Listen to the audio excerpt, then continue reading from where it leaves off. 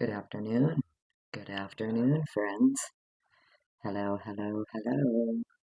A little bit early. We're kicking off this live a little bit early today. Figured we might as well finish going through the rest of that document from the state. I think we left off at like page 63 or something like that. We left off at Gilbertson and his timed runs in the last live. Hope everybody's having a great Sunday. Let's see. Give it a few minutes. Let some notifications click in. If you happen to pop in, say hello. Appreciate you being here. Hope everybody's having a great day. Stella. Well, hello to you, Stella. Good to see you. Welcome in, everybody. Welcome in. Mittens for Kittens. Hello. How are you? I know everybody else has probably already gone through this document. I have not had a chance to finish covering it here.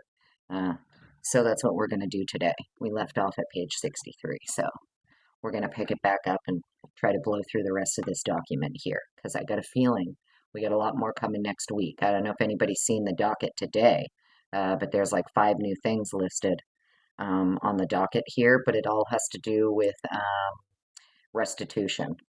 It all has to do with the amended order of restitution. There's 2 of them. There's an order amending the order of restitution. We have the defendant's response to the state's motion to amend the restitution.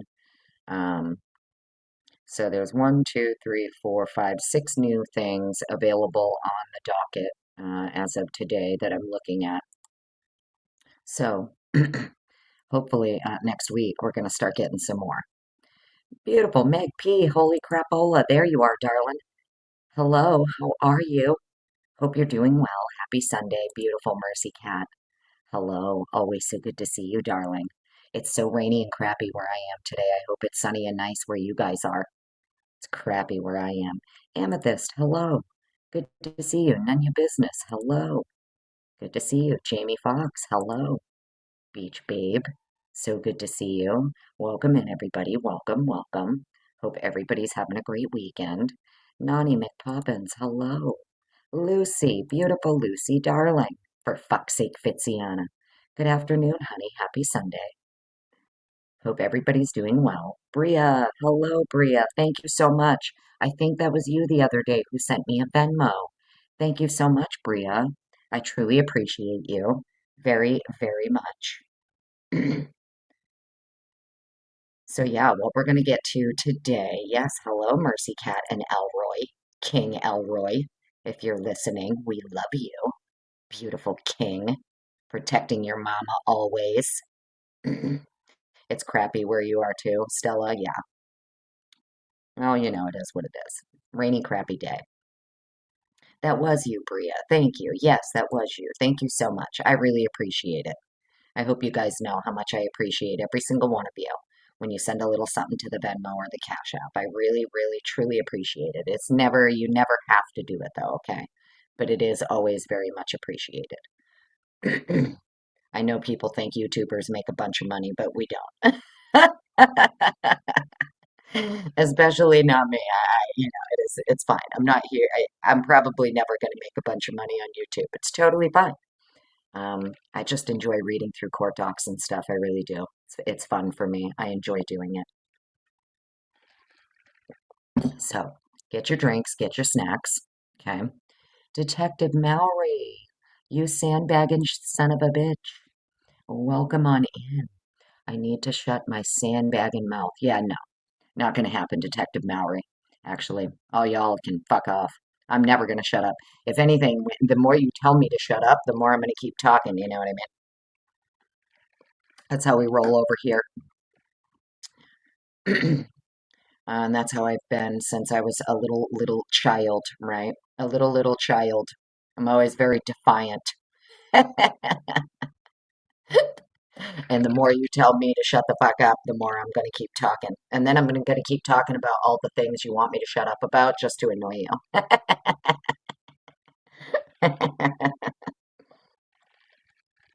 But anyways, kidding. Good to see you, Detective Mallory. Welcome on in. Leah Story, hello. Good to see you.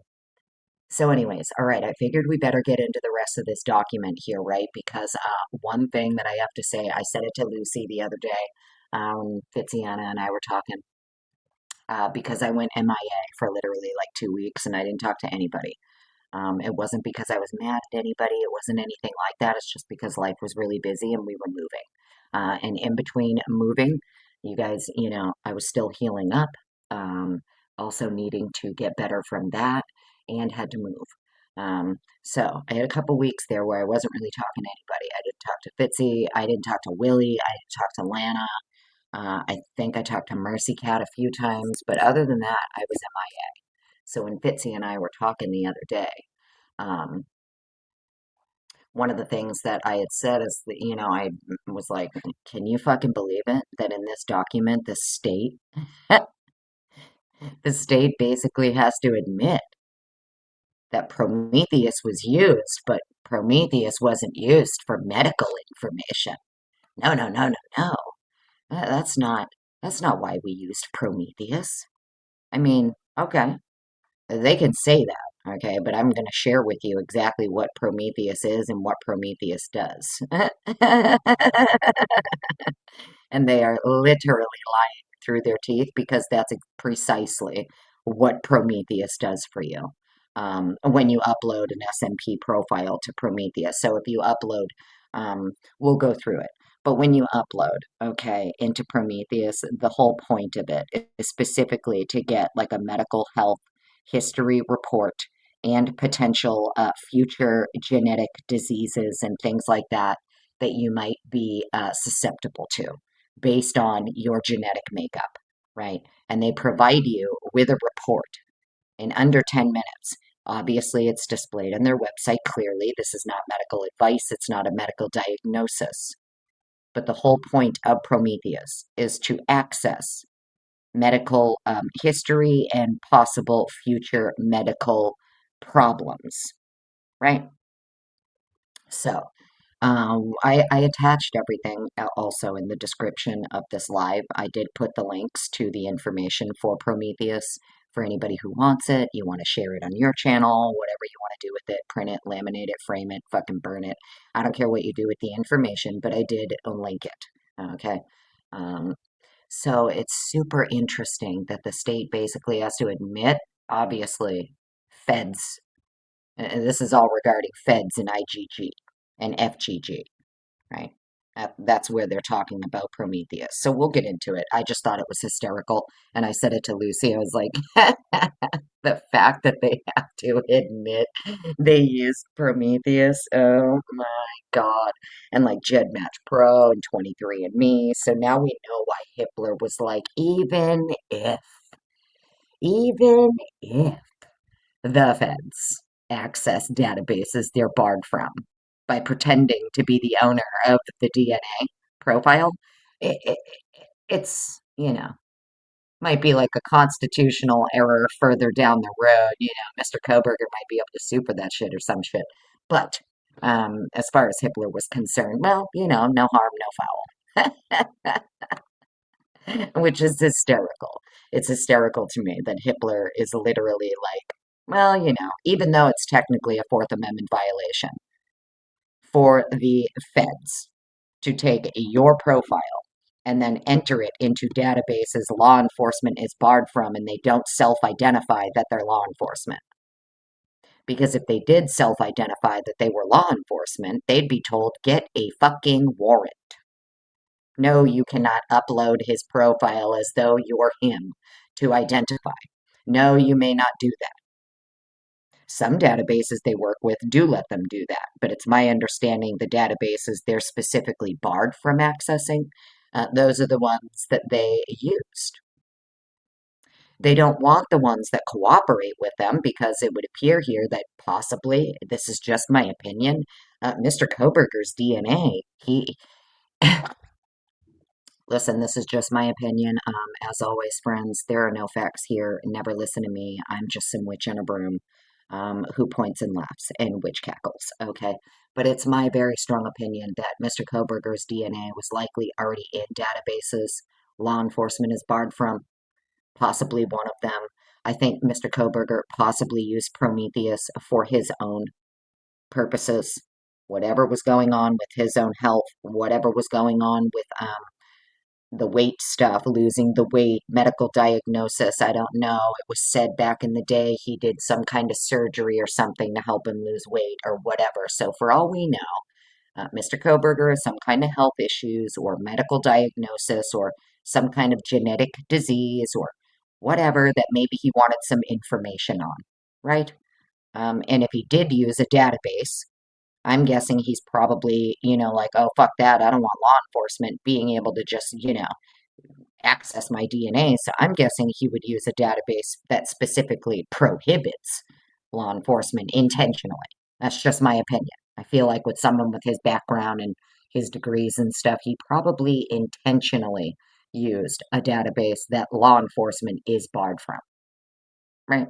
Just my opinion. So if for some reason Mr. Kohberger's information was already in Prometheus or already in one of these databases that law enforcement is barred from, and they went around uploading the raw data profile, right? As though they're him, as though they're the owner, and they did it with more than one database, that's definitely a constitutional violation. I'd be trying to fucking sue on that shit. I'm just saying. I would definitely be filing civil suit on that. Like, what do you mean? What do you mean you took my profile and entered it into databases you're barred from? How'd you do that? If you didn't identify yourself as law enforcement, how'd you do that? You're barred. Oh, you had to pretend you were me? Fucking interesting. Imagine if one of us tried to do that. Imagine if one of us tried to, take someone else's DNA. Like, imagine if I just wanted to, you know, um, this is like how I stalk people or something. Like, I stalk them, I get their DNA, and then I upload it or whatever into databases that, do you get what I'm saying? Pretending as though I'm you, like Fitzy, I steal your DNA, and then I put it into a database, pretending as though I'm you to get all of your information and medical history and shit. Like, could you fucking imagine? We would be put in prison for a very, very long time if one of us attempted to do that to someone else. Do you get what I'm saying?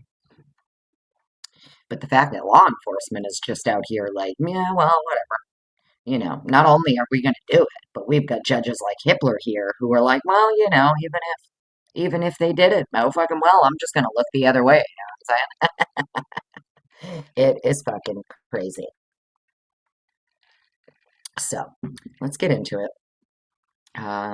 Appreciate everybody being here. Hope you're having a great, great weekend.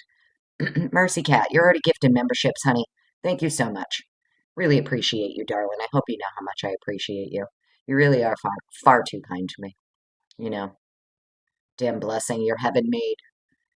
Mercy Cat, did you know that? Heaven made. I sent Mercy Cat a t-shirt that says heaven made on it because as soon as I saw the t-shirt, I said, well, that's her. We'll send that to her. One, please, in the cart for Mercy Cat. Thank you, Mercy Cat. 10 of you just turned green. Make sure you say thank you. Okay? Or I'll tell her to stop gifting memberships to you ungrateful motherfuckers. I'm kidding. I'm kidding. I'm kidding. All right, let's get into this. Hopefully you guys can hear me okay. Seems to be my audio is doing much better. So, yeah, I'll show you guys this real quick for anybody who's interested. I did link everything in the description, but as you can see here, we do have these new filings on the docket. I did already go and check 2025 just to see if maybe there was some new stuff there too, but it's just the same new item that's been sitting there for like a week, the one we're going to finish reading through today. But as you can see, there is some new things here. We do have the defendant's response to the state's motion to amend restitution. And it's funny because basically in here, the defense is like, well, the defendant isn't sure how the court still would have jurisdiction over this since it's past the time, but okay. Which I thought was pretty funny. Um, so, can you guys even see that? Did I share that with you? Oh, maybe I didn't. Oopsie poopsie. Hang on. My bad. Let me share that with you. I thought I did. It's saying it can't capture my screen. Like, what the fuck, StreamYard? It was doing this the other day, too. Here we go. Can you guys see that now? You should, yeah, there we go. You can see there's a few new things on the docket here. The only thing, it's nothing. Most of these are like 2 pages, but I thought it was funny because the defense reply here, the defendant's response to the state's motion. They're basically saying, like, okay, I mean, I guess, but we're still not sure how the court would have jurisdiction over this. So, I mean, if you guys want, I can read it to you real quick. Just says now comes now Bryan C. Kohberger, by and through his attorneys of record, and hereby responds to the state's motion to amend the order of restitution filed with the court on March 19th, 2026. Pursuant to Idaho Code blah blah blah, restitution remained open for 60 days after Mr. Kohberger was sentenced on July 23rd, 2025. The state now seeks to amend the order to correct a recipient of the restitution. Mr. Kohberger would note that this correction became necessary only after the expiration of the extended period granted by the court. Mr. Kohberger questions the court's jurisdiction to amend the restitution order, but defers to the court's wisdom. So this is all to make sure that Jeff Kernodle becomes a recipient of the restitution, because apparently he wasn't. It looks like he's getting like a little over $8,000. So for anybody who wants to go look at that stuff, it is there, go ahead, go read through it. But yeah, exactly, Bria. Y'all better fucking say thank you for the gifted memberships. Correct. You better say thank you. Yeah, my sound is so much better, huh? Since I got the hell out. I'm telling you, it's where I was living, man. Buildings all around me, blocking, fucking with my internet and everything. Probably spooks, though, too. Spooks probably can't keep an eye on me now. Haha, you fucking spooks. I moved, and for the 2 weeks that I was moving, I had my location off on everything.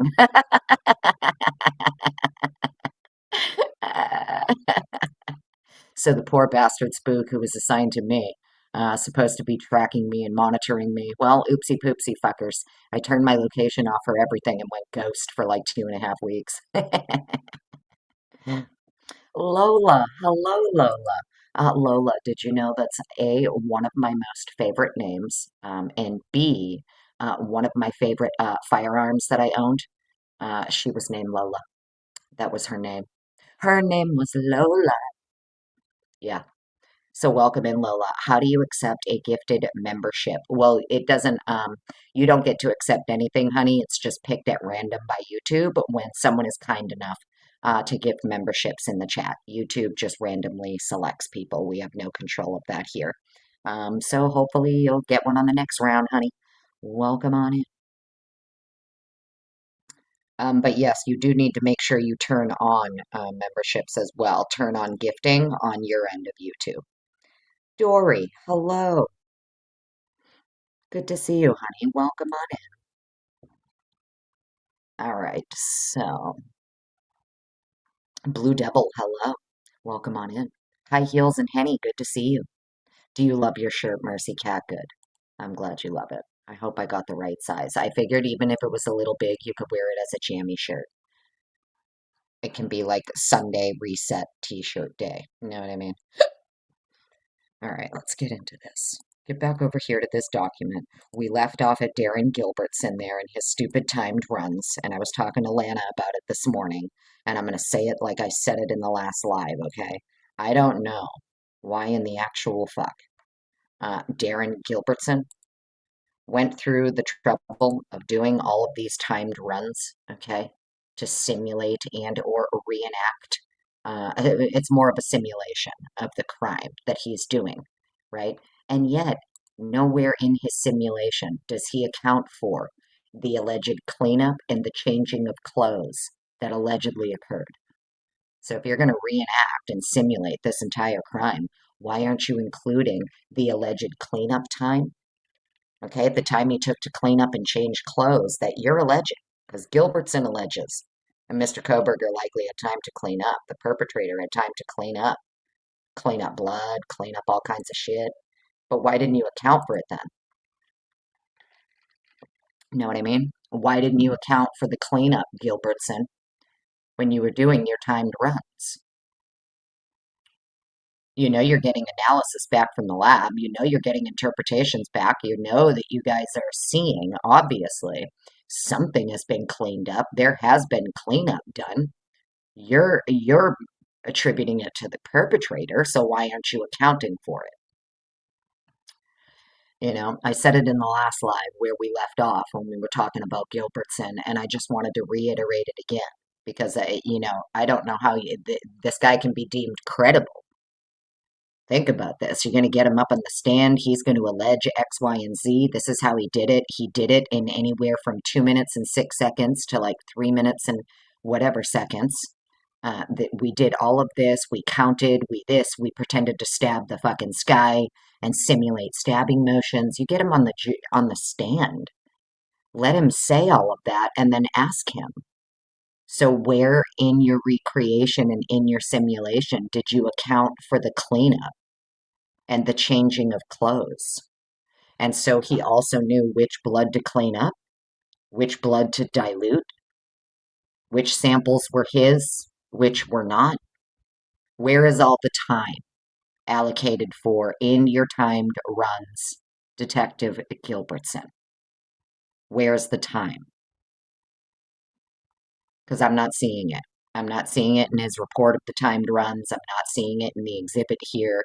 I'm not seeing anything so far that's been presented by the state or their experts, like even Gilbertson here, that when they are recreating this crime scene and when they're recreating how they believe the crime occurred, they are not accounting for cleanup and the lack of like footwear patterns and stuff leaving the house by the perpetrator. They're not accounting for any of the alleged cleanup that this perpetrator did or the changing of clothes.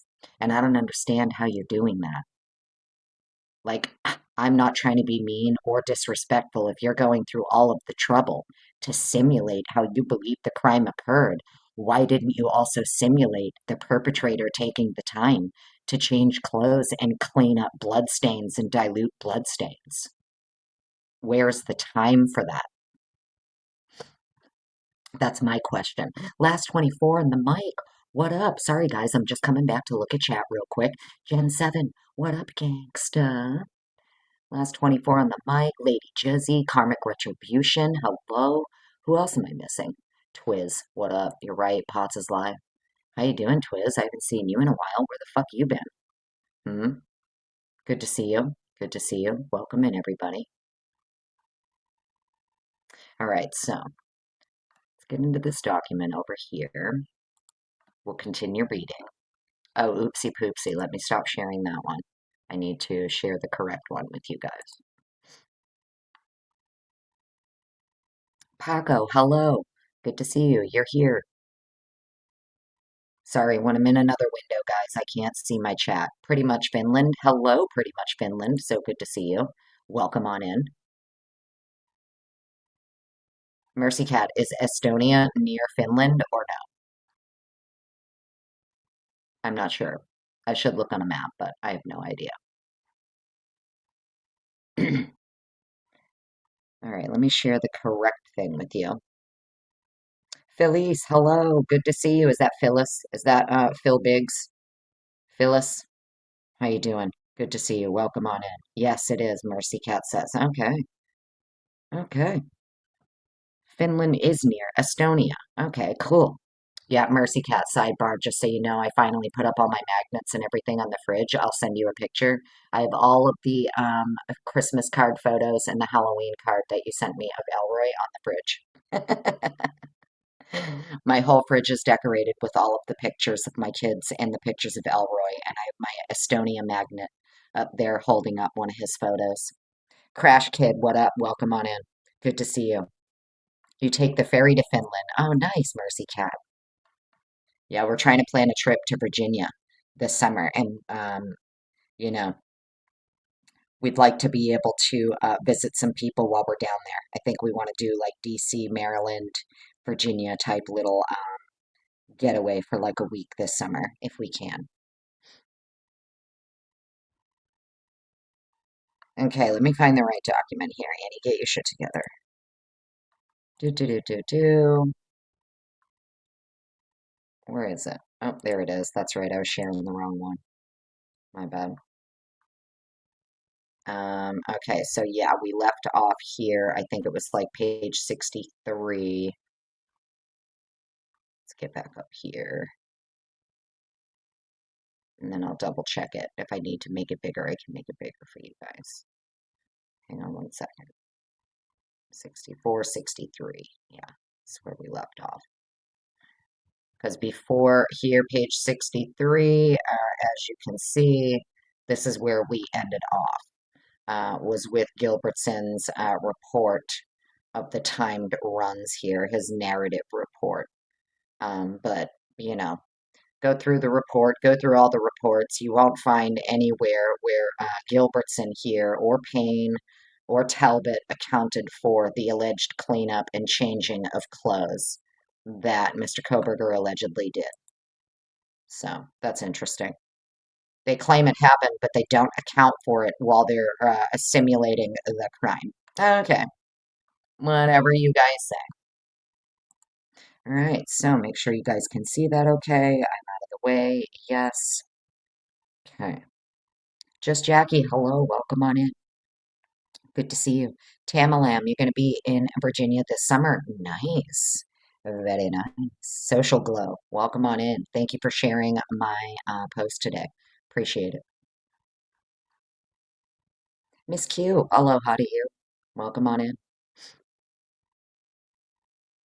Okay. Where is it? There it is. All right, so here we go. This is the Exhibit S8, Anticipated Rebuttal Testimony.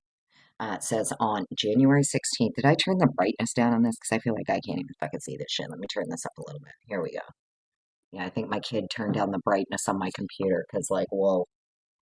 Like, why is it so dark? I can barely see it. Let me go get my glasses, too. Oopsie. That one. Where are my glasses? Sorry, friends. Hang on one second.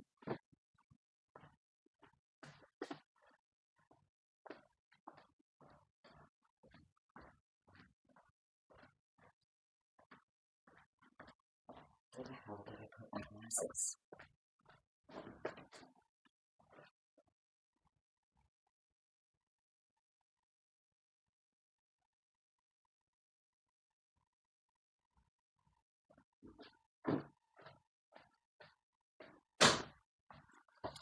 Okay, sorry, friends. All right, so let's see here. On January 16th, 2025, defense filed an expert disclosure for Stephen Becker regarding digital forensics and vehicle identification. In response to Becker's technical report dated January 23rd, 2024, the state intends to introduce the following anticipated factual testimony from FBI Special Agent Redacted. Redacted will testify. I'm guessing IMO, since it all has to do with the car, but I have no idea. Redacted will testify regarding the defense's claim that investigators were not able to determine if there was or was not a front license plate on the suspect vehicle, identified as a 2011 to 2016 white Hyundai Elantra. On collected video surveillance in the early morning hours of November 13th, 2022. In addition, Redacted will testify to the investigative significance of Vehicle 1 not having a front license plate. So this agent will testify regarding the defense's claim that investigators were not able to determine if there was or was not a front plate.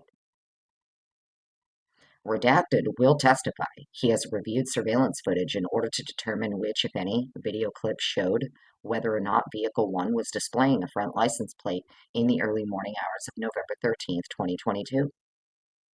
In reviewing the surveillance footage, Redacted located video clips which showed a clear view of the front bumper of Vehicle 1, and in doing so showed that there did not appear to be a front license plate attached to the vehicle. The below is only a summary of the collected video surveillance showing no license plate and is not intended to be an all-encompassing disclosure of the entirety of the collected video showing Vehicle 1. A full summary of video of Vehicle 1 has been previously disclosed. The below noted camera locations were checked for their timestamp accuracy as compared to actual current time and noted below. So let's see, at 3:27 a.m., and they have them at 1311 South Main Street, allegedly.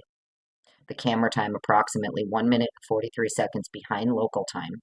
A vehicle matching the description of Vehicle 1 is seen traveling westbound on Steiner, crossing Main Street, and continuing westbound onto Louder.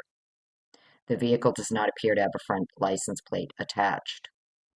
And then at 5:25. So the videos that they're going by just say that they can't see a front license plate start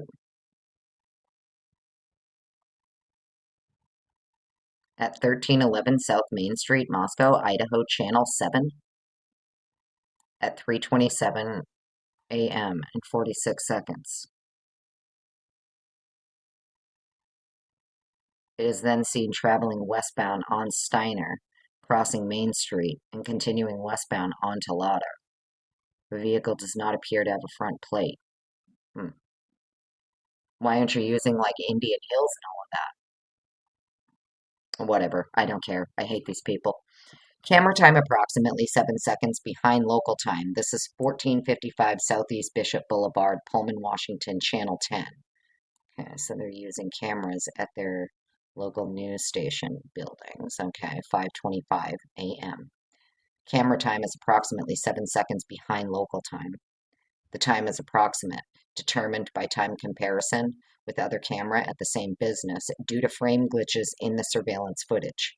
A vehicle matching the description of vehicle 1 is seen turning from northbound Johnson Avenue onto northbound Bishop Boulevard and continues northbound. The vehicle does not appear to have a front license plate attached. Well, I mean, it's 5:25 in the morning.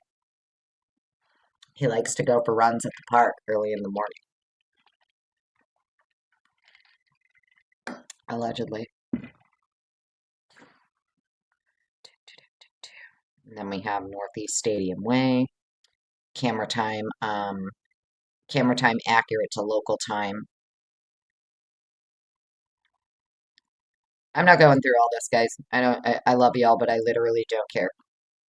Because all of this stuff, it doesn't matter. None of it's relevant to the time of the crime. 5:30 a.m., 5:30 a.m., 6 a.m.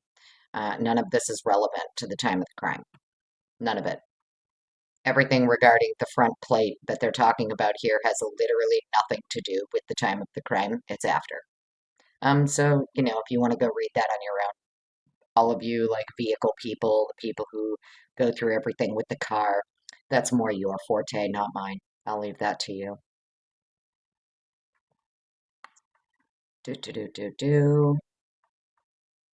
Checking my chat here, make sure you guys can still see this, can you? Yeah, okay, cool.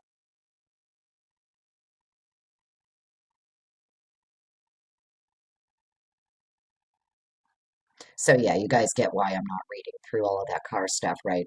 Because it doesn't matter, it's irrelevant. It's all after the crime. It's all after the crime. Okay. So, I mean, that's why I don't care about it, and I'm not going to read through it because it's filibustering. It's just filibustering, in my opinion. It's just filibustering with fucking fluff, that irrelevant fluff. Okay, let's keep going. So, Exhibit S9 here. What's my computer doing? No, it better not even trying to be update right now. Hang on. I think my computer's trying to update right now, and I need it to not do that. Don't do that yet. Okay. Exhibit S9. On January 16th, 2025, defense filed an expert disclosure for Stephen Becker regarding digital forensics and vehicle identification. In response to Becker's technical report dated January 23rd, 2024, the state intends to introduce the following anticipated testimony from Redacted. Number one, the defense's claim, quote, in the make and model chart number 2 by the FBI, image 8 above is highlighted that the FBI concludes that the third brake light is low on the rear window. This is an assumption and not fact, as the rear window is not visible in image 8, end quote. Redacted's anticipated testimony will be the vehicle charts are for derivative visual assistance only. The conclusion of the make, model, and year exam was conducted with the totality of the submitted videos and images, not specifically represented within the charts. In Redacted's opinion, the balcony videos depicting the questioned vehicle on November 13th, 2022 depicted the third brake light in the lower window approximately 6 times at the listed times of 3:33, of course, Of course, 3:33, 3:40, 3:58, 4 o'clock, 4:06, and 4:20. Interesting.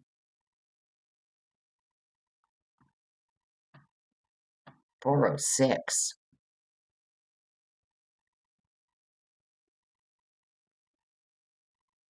What camera's at 4:06? I feel crazy. What camera's at 4:06? I thought by like 4:07 he's allegedly parked and in the house. Are they talking about, I mean, I thought the car was already like parked at 4:06, not on camera. Linda Lane. Oh, okay, thanks, Lucy. Okay, cool. Okay, well, that's fine. Defense claim number 2.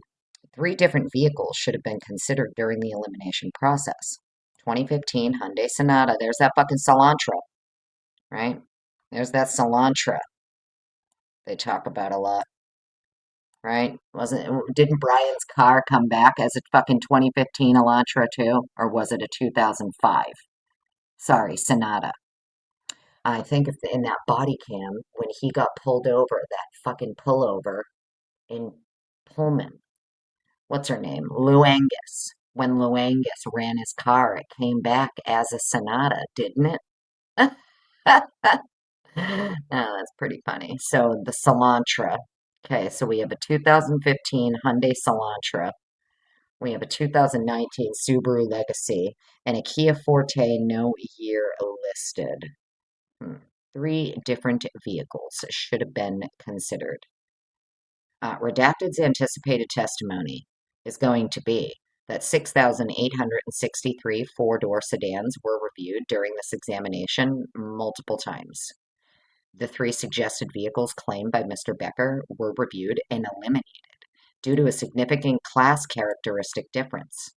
The Hyundai Elantra, the Elantra, depicted below, side window has an arrowhead-style shaped window. None of the 3 vehicles suggested has this specific window shape. As such, they were eliminated as a possible match. Okay, so here we have the Elantra. And they're pointing, they even give little arrows here for everyone to gander at and take a little peeky poo at. These are the window configurations, 2010 to 2020. There are 2 different window configurations. Sidebar, it's my very strong opinion the white car that they're seeing is the same white car that's at the damn grub truck. The kid in the tank top and the shorts gets into that car with the 2 chicks that come flying by. One's got the little red backpack on, her and her friend. They go walking off. I think it's that car that they go to, is that white car. You can see it on like I think it was like the St. Andrews footage or something like that. It was from that Lucy knows which fucking video I'm talking about. To me, that's the white car. That's the white car that's actually circling, is that one. It's just my opinion. Just my opinion. All right, defense claim 3. Quote, photogrammetric. If I said that wrong, I don't care. Photogrammetric measurements were not reported to have been performed by the police to determine the unknown suspect vehicle size. Without a size and shape overlay comparison or in video measurements, the police did not distinguish between the models of the vehicles that have consistent size in the videos from near the incident scene. There is no evidence that the police presented that shows other models of vehicles did not have similar features to the unknown suspect vehicle or unknown vehicles of interest. For example, one popular model sedan, the Honda Accord, does not have the body lines similar to the unknown suspect vehicle and can be ruled out as not similar. The police only provided confirmation bias by using a known target vehicle model and matching characteristics instead of eliminating all other potential similar vehicles that contain these characteristics. Otherwise, they would have included the Sonata and the Legacy. This fails to meet reasonable scientific certainty from their analysis. The police analysis and determination of the make and model of the unknown suspect vehicles was improper and lacked other possible vehicle models with similar characteristics. Right. And, sidebar, this is what Anne was even getting to with Detective Bain there when she had him on the stand asking about, identifying the vehicle and shit like that. Um, it's in the sidebar now that I think of it. It's in the little sidebar that Anne has to have with Hitler in that January 23rd sealed hearing regarding IgG. And she has to explain to Hitler why she's even talking to Payne about the fucking vehicle, right? And the identification of the vehicle. And she's explaining to Hitler it's because the only fucking time they didn't even start looking at his vehicle until after he was ID'd is basically what she was trying to get at. It's in that January 23rd, Lucy. You know what I'm talking about, right? Let me come back over to my chat. Hello, everybody. Welcome in. Welcome in. If you're just joining and I missed you, I'm so sorry. Anity, hello. But you know what I'm talking about, right, Lucy?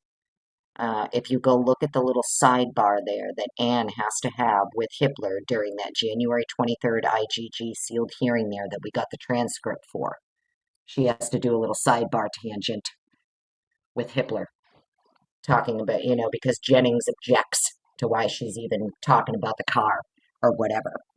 And Anne has to explain to, dipshit fucking Jennings and Hitler over there, well, it's because, actually, IgG is what identified him, and that's when they started fucking looking at his car, after they identified him through IgG. Right? So, you know, um, interesting. Okay, so let's keep reading. So they're saying here that in actuality, no, the police, all they did here was perform confirmation bias. That's all they did. All they provided was their own confirmation bias because once they had a suspect and saw that suspect drove a white sedan, well, there you go, fucking Bob's your uncle, case solved. Must be him, right? Because of the IgG. Redacted's anticipated testimony. The video. So this is their response, their anticipated rebuttal testimony to all this here that we just read from the defense. Defense claim number 3.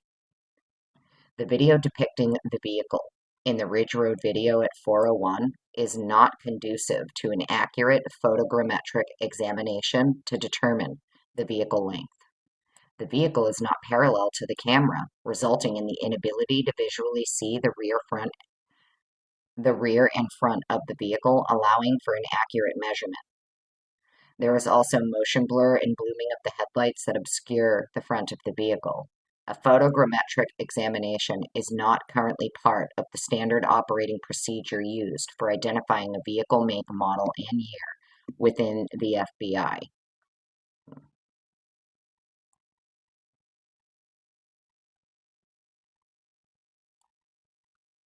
Let's go see about that. FBI.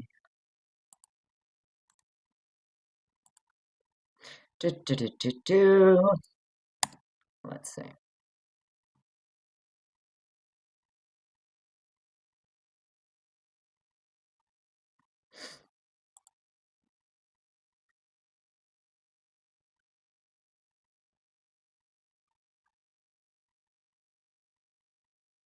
It says here photogrammetry's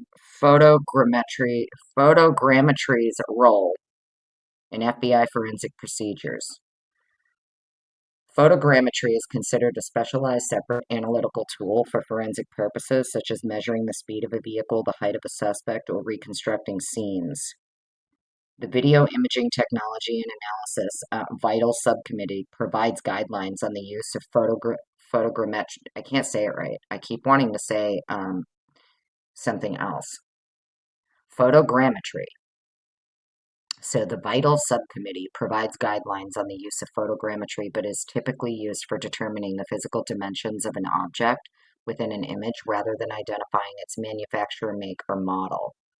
Although it can be used for accident reconstruction to take measurements, its application is limited by the quality and availability of the imagery. Interesting. Okay, so maybe he's not lying about that one.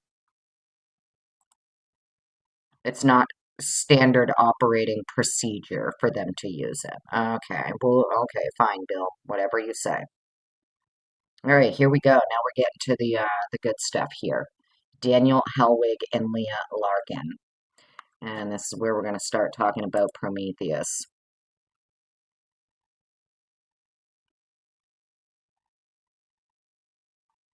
Okay. Let's see. Exhibit S10. Anticipated rebuttal testimony. So on January 23rd, 2025, the defense filed expert disclosures for Daniel Hellwig and Leah Larkin regarding SMP testing, whole genome sequencing, and genetic genealogy. The following anticipated testimony is in response to Hellwig's disclosure and testimony at the motion to suppress hearing on January 23rd, 2025, and Larkin's report dated January 22nd, 2025. The state intends to introduce the following anticipated testimony from David Middleman, Chief Executive Officer at Othram, Inc. Middleman will provide an overview of how SMP testing and forensic genetic genealogy works. Quote, prioritizing privacy and presentation of supportable hypothesis testing and forensic genetic genealogy investigations, end quote. Middleman's CV is attached as Exhibit S10B. Middleman will testify that in order to render a credible opinion, a witness would need to have extensive direct experience, including creating SMP profiles and doing forensic investigative genetic genealogy, in order to speak to many of the points, including validation, quality standards, and proficiency testing for SMP testing. Regarding a connection between SMP testing and personal medical information, Middleman will testify Othram does not look for personal medical information through the use of SMP testing. Regarding Prometheus, Prometheus is not a medical diagnostic test. It is an automated data interpretation tool that compares consumer data, the DNA data, to publicly available genetic research from published scientific studies. It does not provide medical diagnosis, but instead suggests associations based on studies cataloged in SMpedia. The associations can be incomplete, misleading, or misinterpreted without clinical validation. The FDA has been very clear that tools like Prometheus are not appropriate for medical testing, as they lack regulatory approval and do not meet the standards required for clinical diagnostics. Because it is not designed for medical use and does not analyze genetic markers in a clinical setting, it should not be used as a substitute for professional medical testing. Finally, Prometheus is not used in forensic genetic genealogy, nor does it bring value to forensic genetic genealogy. Stop here for a second.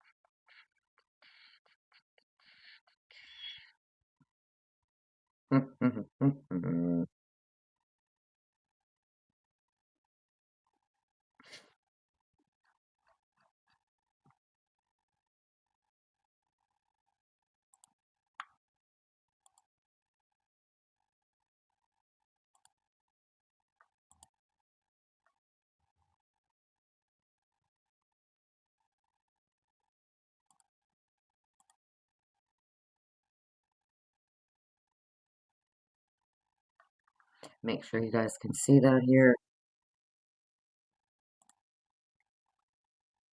Okay, should be good. Rollo, what up? Welcome on in. These documents are from the state. It's something from last week. I'm just finally getting to the rest of it. Welcome on in. But we're going to take a look at this real quick. Very upset. You can't see the chat? Oh, well, that sucks. Sorry to hear that. Happens to me all the time. I lose my chat all the time. You may have to, like, go back and leave and come back. Okay, so let's look at this here real quick for a second. So it says here Prometheus, the $12 DNA health report. Prometheus is a DNA tool that creates a genetic health report for you based on your DNA. Here, Kelly explains Prometheus and shows us parts of her own DNA health report to demonstrate how useful Prometheus can be. DNA testing can be used for genetic genealogy, but your DNA results can also be used to understand your health based on genetics. Prometheus is one service that can create customized health reports based on your DNA testing results. So, yeah, DNA testing can be used for genetic genealogy, but your DNA results can also be used to understand your health based on genetics. So if you use IgG, right, DNA testing can be used for genetic genealogy, right? If you already have done that, you can take that raw data profile over here to Prometheus, and for 12 bucks, they can give you a whole report in like under 10 minutes. What is Prometheus? Prometheus is a DNA tool that creates a genetic health report for you based on your DNA. It's accessible online. The website is below. What can Prometheus tell you? The information found at Prometheus comes from advances in genetic studies from the Human Genome Project and provides you with information about your health based on your genetics. In 1990, scientists set out to map and sequence the human genome. The goal was to sequence the approximate 3 billion base pairs in humans to identify genes critical for life and identify functions of particular genes. Because this was a taxpayer-funded project, information about the discoveries is free at many different .gov sites and matches the health information you would find at other testing platforms. So isn't that interesting? The goal was to sequence the approximate 3 billion base pairs in humans. Pairs, 2 by 2. What Prometheus does, what Prometheus does is to compare your genetic readout from your raw DNA file to an enormous database of genetic markers that have been identified to be associated with various traits, predispositions, and health risk factors. Before performing any DNA testing, you should make sure you are ready for any potentially upsetting results. Health testing is no different. If you haven't been to the Prometheus site before, you will need to read and agree to their terms, including the advice to seek medical advice and the risk of learning that you may be at high risk for a debilitating disease. Please do not make any health decisions based solely on this type of test without consulting a professional. These types of health tests are about a tendency towards something, not a diagnosis of something. Is Prometheus safe? If you have a Prometheus account, log in to see your status. For me, it's been more than 45 days since my last upload, so I need to click on update and re-upload my raw DNA. Prometheus does not keep your raw DNA in their site, sell your DNA data, or share your DNA with any other third parties. Their privacy policy is easily available to read. See the screenshots below. So this person is showing us here her status. It was expired. She had to update it. How much does Prometheus cost? If you have a prior upload and just need an update, there is no additional cost. If you are uploading raw DNA for the first time, the cost is currently $12 to receive a full report. So if you've already done a prior upload and created an account, you just need to update. There is no additional cost because you've already paid once. Interesting. And if you're uploading DNA for the first time, the cost is only $12. So literally, like any law enforcement agency that wants to skirt some rules or skirt some shit, they can literally just pretend as though the raw DNA, the raw data, they can just put it in here, find out like predispositions to medical stuff, you name it. They can hone in on the person they're looking for. Like, especially if that person has some kind of like rare genetic disease, it's going to be a lot easier to find them, right? In your state, if they're being treated by medical professionals in your state. I know that, allegedly they're not supposed to access any of your medical information without a warrant and all of that because it violates HIPAA, but yeah, they do.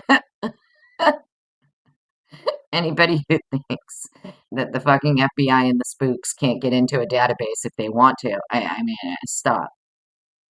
So, like, if you're trying to determine who your suspect is, but you can't get a hit in CODIS, fucking this Othram place is taking too long. You're the FBI. You're like, well, fuck. All right, we can backdoor this. We could do it this way. Let's just pay the $12. We'll find out. Like, let's see if this person has any kind of, diseases. Are they predisposition to anything? Are they being treated for this disease locally? Anything like that, right? Trying to hone in on the person they're looking for. I'm just saying. And the state's admitting, like in their own document here, the state is agreeing that yes, this is what Prometheus does, but like, why are they even talking about it if it wasn't used? Why would they even be mentioning it? Why would it even be talked about if it was never accessed and never used? And like, no, it's being talked about because this is what Leah Larkin is saying. I'm going to go all in here and say that when we get Leah Larkin's full disclosure, Leah Larkin is talking about Prometheus and how at some point it was used to find out personal medical information of Kohberger or in a way to identify him. Just my opinion. Just my opinion. Okay.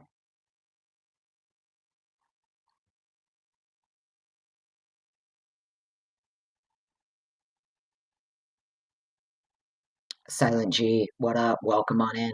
Good to see you.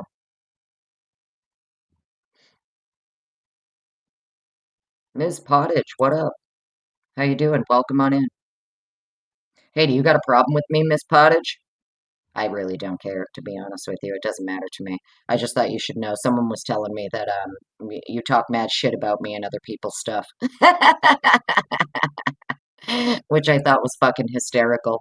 I allegedly stole your name or something like that. I don't know. I don't know. I've had Miss Potts has been my nickname since I was 19, literally. But I still keep it because I originally was given the nickname Miss Potts due to Annie Potts, the actress, right? A really good friend of mine a very long time ago started calling me Miss Potts because of that. But it stuck with me because I'm obsessed with Iron Man, and I consider myself to be Miss Potts, Iron Man's wife.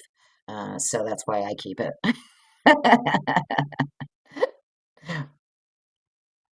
I know it's totally fine. I just want you to know if you think that that's not true. No, Miss Potts is a nickname I've had for a very, very long time, given to me by a friend. Why do you quit, Silent G? What do you quit about?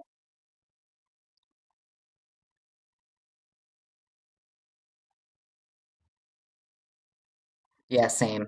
Oh, you're the same, Miss Pottage. Yeah, I'm Miss Potts, like Iron Man's wife. All right. So, anyways, let's get back to this because I was just fucking with you. I literally don't care. Let's see. So it says if you have a prior upload and just need an update, there is no additional cost. So, like, I'm just trying to think here, like, how they would have even known, right, if he did use Prometheus for something in the past. And the only way that I can come up with it is because, the fucking hacker extraordinaire out there in Idaho who likes to hack everybody's shit, maybe did it, especially with his connection to, like, the medical stuff. He works, in the IT aspect of all of that stuff in the background of the medical stuff. So maybe if you're hacking his shit or you're hacking stuff and, you can find out that like, hey, this motherfucker's being treated for this since he moved here, blah, blah, blah. I mean, I don't know. I'm just saying, I'm just saying. I put nothing past any of these people out there. Okay. They're shady as fuck. I don't care. I'll say it. Let's see. If you are uploading raw DNA for the first time, it's only $12 to receive a full report. The results are emailed to you when they're ready to view. You can view the results online or download to save the link and view later. The boxes of conditions and traits are outlined in green for good, and red for bad, and gray for neutral. One other thing to keep in mind, depending on the original company for the raw DNA you uploaded, you might see missed calls or false positives, It's also important to note the typical conditions that might not appear in your results. Some hereditary cancers, certain drug responses, some adult onset diseases, trisomies, and other genetic anomalies involving repeats, insertions, deletions, and translocations. What do you get with Prometheus? And then it says, she lets us look at her own report. It says, let's look at my own report. My first two traits are my sex and my eye color. My eyes are green like my mom's, but blue eyes are more likely. So it shows you here. This is what kind of like what his report would look like if they did one for him or he did one for himself. Shows here blue eyes are more likely. Most people with this have some shade of blue eye color. Some are more gray, some are more green. However, one person with brown eyes claims also to have observed this genoset. Okay, and then it says the next medical condition in my chart is a higher risk for colorectal cancer, correlated with the consumption of processed meats. This risk factor or tendency towards colorectal cancer is partly based on diet. So I'll add the item mentioned here, processed meats, to my list of foods to avoid and potentially increase the frequency of my colonoscopies in consultation with my doctor.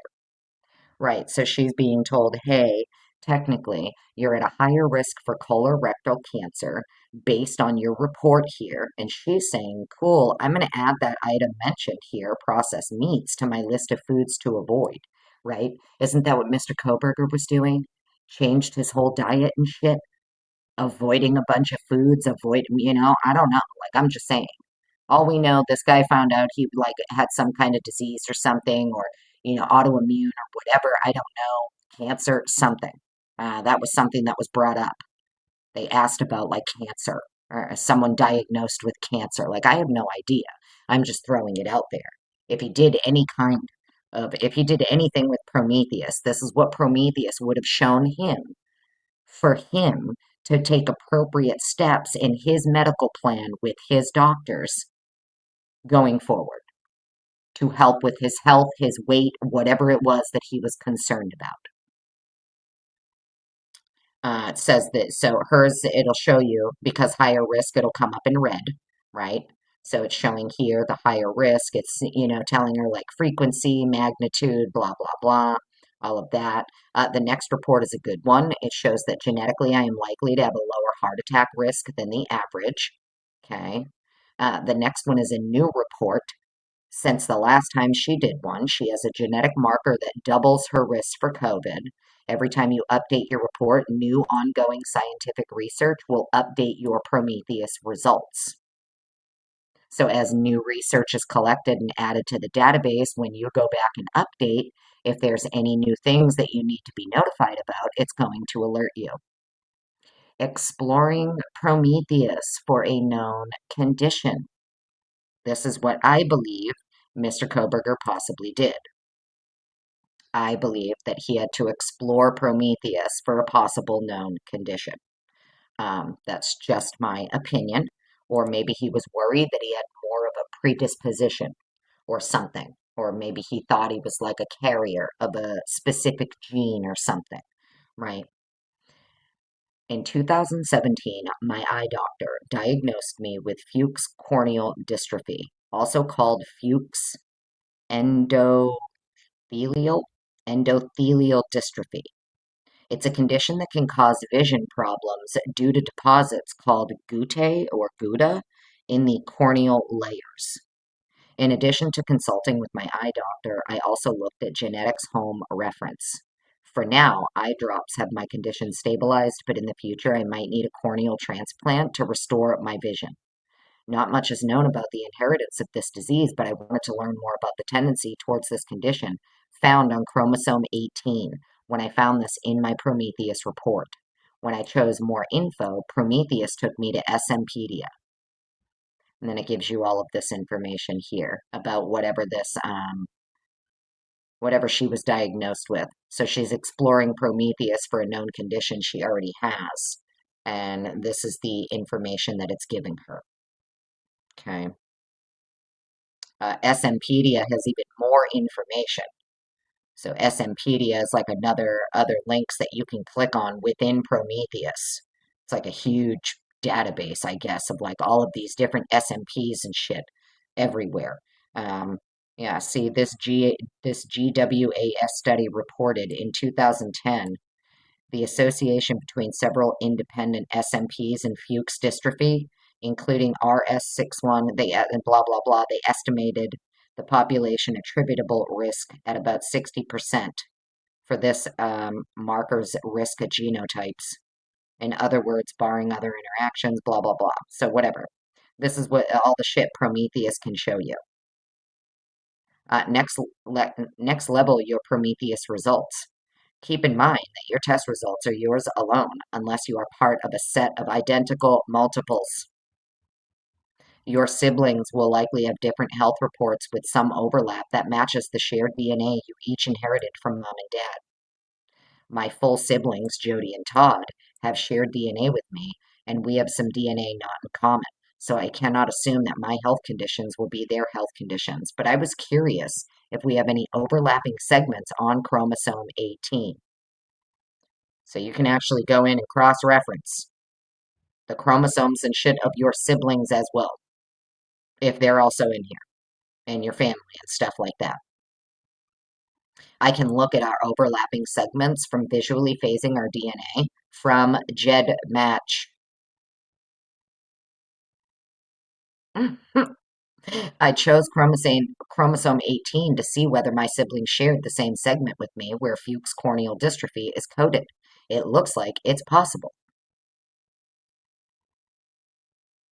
The National Institute of Health has a site to show genomic regions. You can add chromosome 18, location RS613872, at approximately 55,543,070 to view their site local information.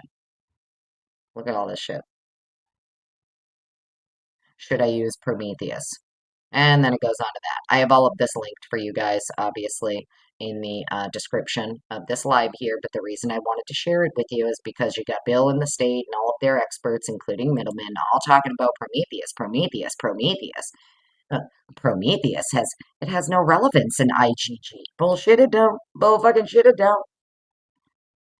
Prometheus and SMpedia and all of these third-party DNA companies and shit, you can take the same raw data profile that you uploaded to GEDmatch and cross-reference that shit right through Prometheus, including all of your relatives and everything too that are with you in that subset. So, very, very interesting.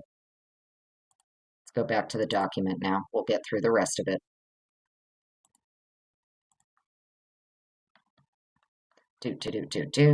So finally, he says here, Prometheus is not used in forensic genetic genealogy, nor does it bring value to forensic genetic genealogy.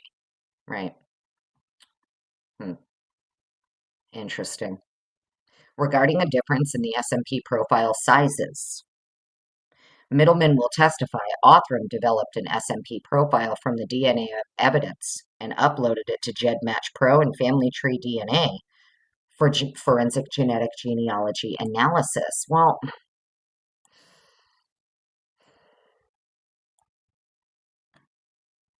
Middleman, Othram, how did you guys even verify that the sample sent to you? Because you didn't collect any of the DNA from a piece of evidence, right? All they were sent is what they were sent from Idaho State Police. It's not like they actually had the item of evidence to test. So they're just taking the word of these investigators that, yep, this swab and all of this stuff that were whatever, however it was, you know, in the vial that it was brought to Othram.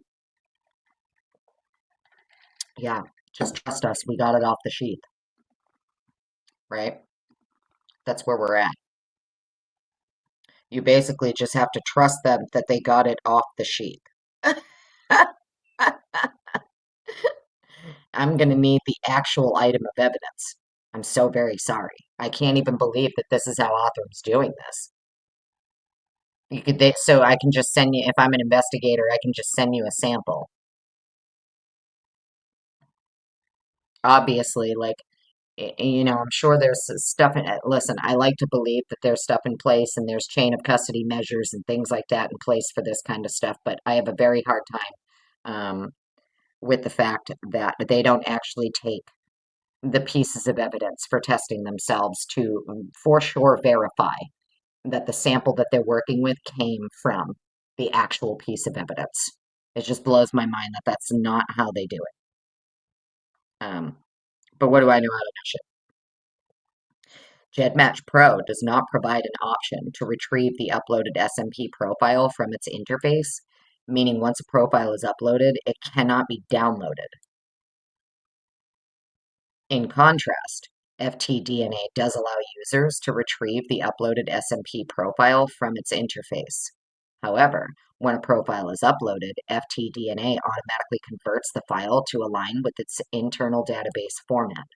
This ensures compatibility with its matching system, but results in a file that is not identical in format or size to the originally uploaded SMP profile. So this must be when they're talking about how the sample size, the size of the profile changed, right? Doubled in size or whatever. This must be what they're talking about. And according to Bill here, Middleman was going to testify that, well, actually, it's just because when you upload the profile with FTDNA, it automatically converts the file to align with its internal database format. And it results in a file that is not identical in format or size to the originally uploaded SMP profile. A simple comparison of these files might show differences in size and structure, but they represent the same underlying genetic information. A useful analogy is writing a paragraph in a text editor and then copying and pasting it into a Word document. While the file formats and sizes will differ, the informational content remains unchanged. I wonder what Leah Larkin was going to fucking say to that. And Bicca Barlow was going to eat this shit up. You know what I mean? Bicca Barlow would have explained this to the defense team, so would have Leah Larkin. Like, yeah, I know, it's fine. This is what happens when you have to upload into FTDNA. No, it's not that the profile fucking doubled in size. It's just that the formats change depending on what you're using, right? It's easily explainable. If it's so easily explainable, Bill Middleman, it doesn't make any sense that this is something that they were going to fucking hammer home at trial. Why are you even going back and forth about it if it really is just so simple as, well, I mean, no, it's just because when you use this FTDNA, it automatically transforms, right? The information remains unchanged. It's still there. It's all the same. It just looks like it's a different size because of the formatting. Leah Larkin and Becca Barlow would have easily explained that away, and it wouldn't be a question. Do you get what I'm saying? Hopefully everybody understands what I'm saying, okay? And what I'm getting at here. It doesn't make really any sense to me. If it's that easy of an answer, then why are you even talking about it? Why has it been discussed for this long? Going all the way back to like 2023, they've been talking about this shit. So I don't know. Beautifully broken woman, hello. Sorry guys, I'm just getting back over to chat. Susie Littleby, hello, welcome on in. Good to see you. Nothing half-assed, hello. Good to see you, Halls. What up? Cocaine. How you doing? Crud Dog Studio, you're welcome for the membership. Thank you for saying thank you. Not many people do when they're gifted a membership, so thank you for saying thank you. Appreciate it. Sweet Melissa, hello. So hopefully you guys understand what I'm saying here. I don't understand why you've been arguing about it for 3 years if the very easy answer is, well, actually, this is why. Wham, bam, done. Size of the profile didn't change. It's just because of the way it's formatted, depending on which system you're using or whatever, which tool you're fucking using, DNA tool, DNA, whatever, right? All of this is too much for me. It makes my brain literally want to melt, okay? Melt into the ether. I don't even want my brain anymore sometimes with this case. I wish I could just at the end of the day fucking unzip the top of my scalp and remove my brain from my head for the evening. Anybody else feel like sometimes they just want to be able to unzip their scalp and remove their brain from their head because of this fucking case? You know what I mean? Literally. Just remove my brain, please. Just for a little while. Or maybe give me that, give me that, the Men in Black tool. The little zoop, the little zap tool. It flashes light and you forget shit. Come and do that on Come and do that on me so I can forget everything I know about this case and start right back at the beginning like I know nothing. Let's see. Regarding consumer genetic genealogy operates on a very different data than forensic genetic genealogy, and the challenges, workflows, and processes are very different. Middlemen will provide testimony regarding how forensic genetic genealogy works. Well, we already been through all of this bullshit, man. We're not reading through all this. We know what the whole genome sequencing is. Okay, it's a method to recover useful DNA information from forensic evidence. However, Othram is not performing whole genome sequencing. Really? Since when? Which aims to capture the entire genome at high resolution. Instead, WGSS allows Othram to analyze many DNA markers across the genome without the biases of targeted sequencing methods or the limitations of microarrays, which struggle with degraded or low-quantity forensic samples. Othram's goal is to extract the most meaningful genetic data for forensic identification, not to sequence the full genome. In addition, Middleman will testify that the collection of DNA evidence from the crime scene, the development of an SDR profile, and its entry into CODIS all took place before Othram's involvement in the case. With an SDR profile already in CODIS, identifying the suspect was ultimately a matter of time. Right, so they just used the STR that they already had in CODIS. I thought Othram only works with SMPs. Didn't I hate this. I don't care anymore. Othram was engaged to build an SMP profile, right, and perform forensic genetic genealogy to accelerate the investigative process. Othram was engaged to build an SMP profile and perform forensic genetic genealogy to accelerate the investigative process. While this approach expedited the identification, it did not change the inevitable outcome. The suspect would have been identified regardless. Really, no. How's that if he wasn't hitting in CODIS? How the fuck is he? How do you? He would have been identified regardless. How if you're not using CODIS? I'm sorry, if he's not popping up in CODIS, is what I mean to say. If you aren't getting hits on him and on the profile in CODIS, which is constantly recomparing an uploaded profile to any new profiles uploaded to the database. I think when we did our CODIS, when I called that lady in my state, Megan there, she explained to me that for my state it's weekly. She does it herself manually daily at the state lab in my office. But each state it's usually weekly. Hmm. While this approach expedited the identification, it did not change the inevitable outcome. The suspect would have been identified regardless. Well, how if you're not using IgG? Maybe somebody in the chat knows. Let me come back to chat. How is he going to be identified without IgG? How? Maybe somebody in the chat knows. Maybe somebody in the chat knows. Explain it to me like I'm five. How's he going to be identified if he's not in any criminal system? And CODIS isn't giving you a fucking hit. You would have to use IgG.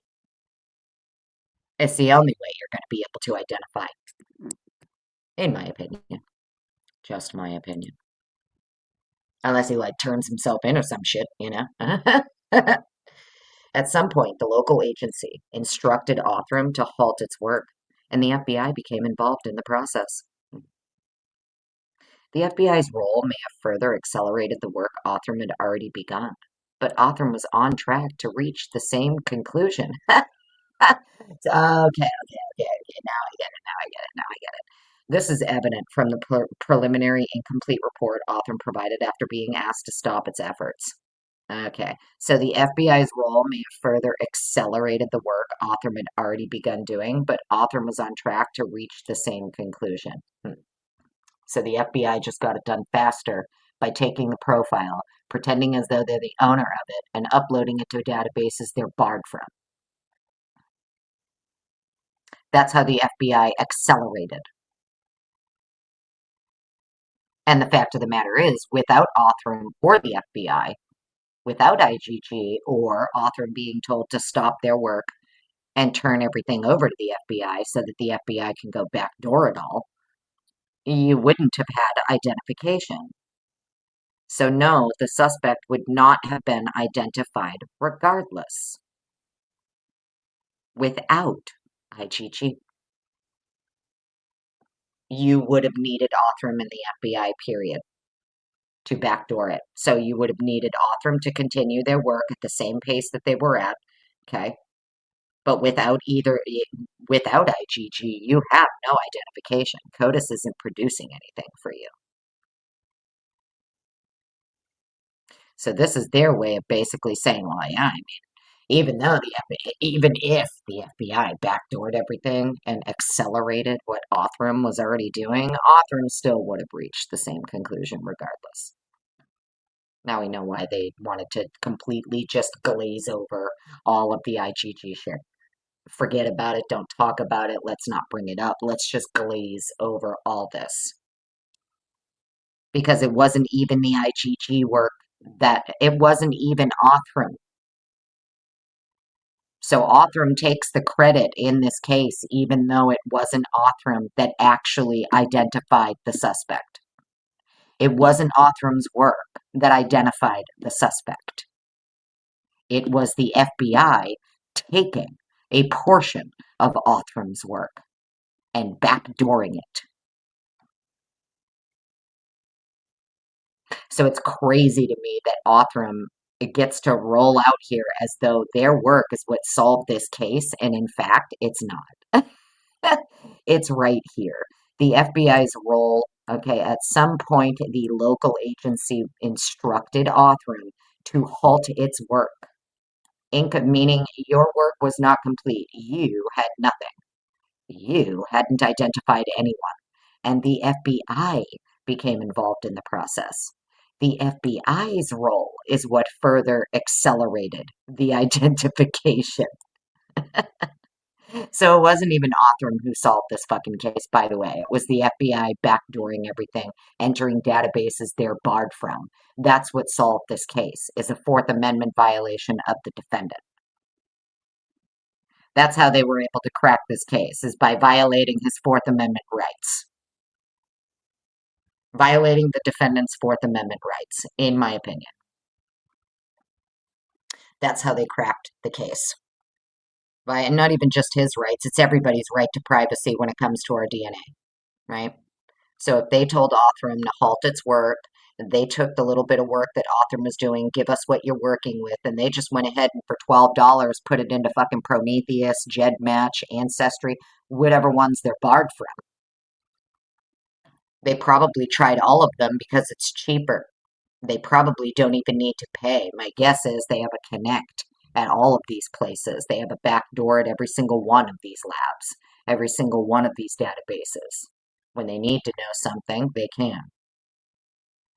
But don't ever forget that Othram's work is not what solved this case. And every time they try to take credit for it, you make sure you remind them, actually, you were told to halt your work. It was the FBI who did it, right? It was actually the FBI who cracked the case. And for some reason, these motherfucking spooks, they don't want their credit. FBI don't want to take credit for none of this. FBI is like, no. Don't give us all the credit. Give it to them. We're not taking the credit for none of this because what we did, we shouldn't have been doing.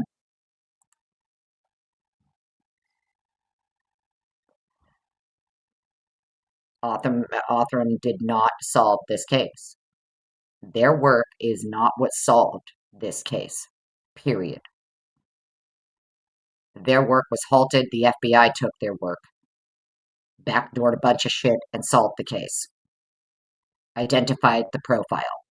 That's how they allegedly solved the case. It was not Othram. And the state is even, the state is basically glazing for that shit here, trying to be like, no, no, no, no, no. Actually, Othram was on the same track.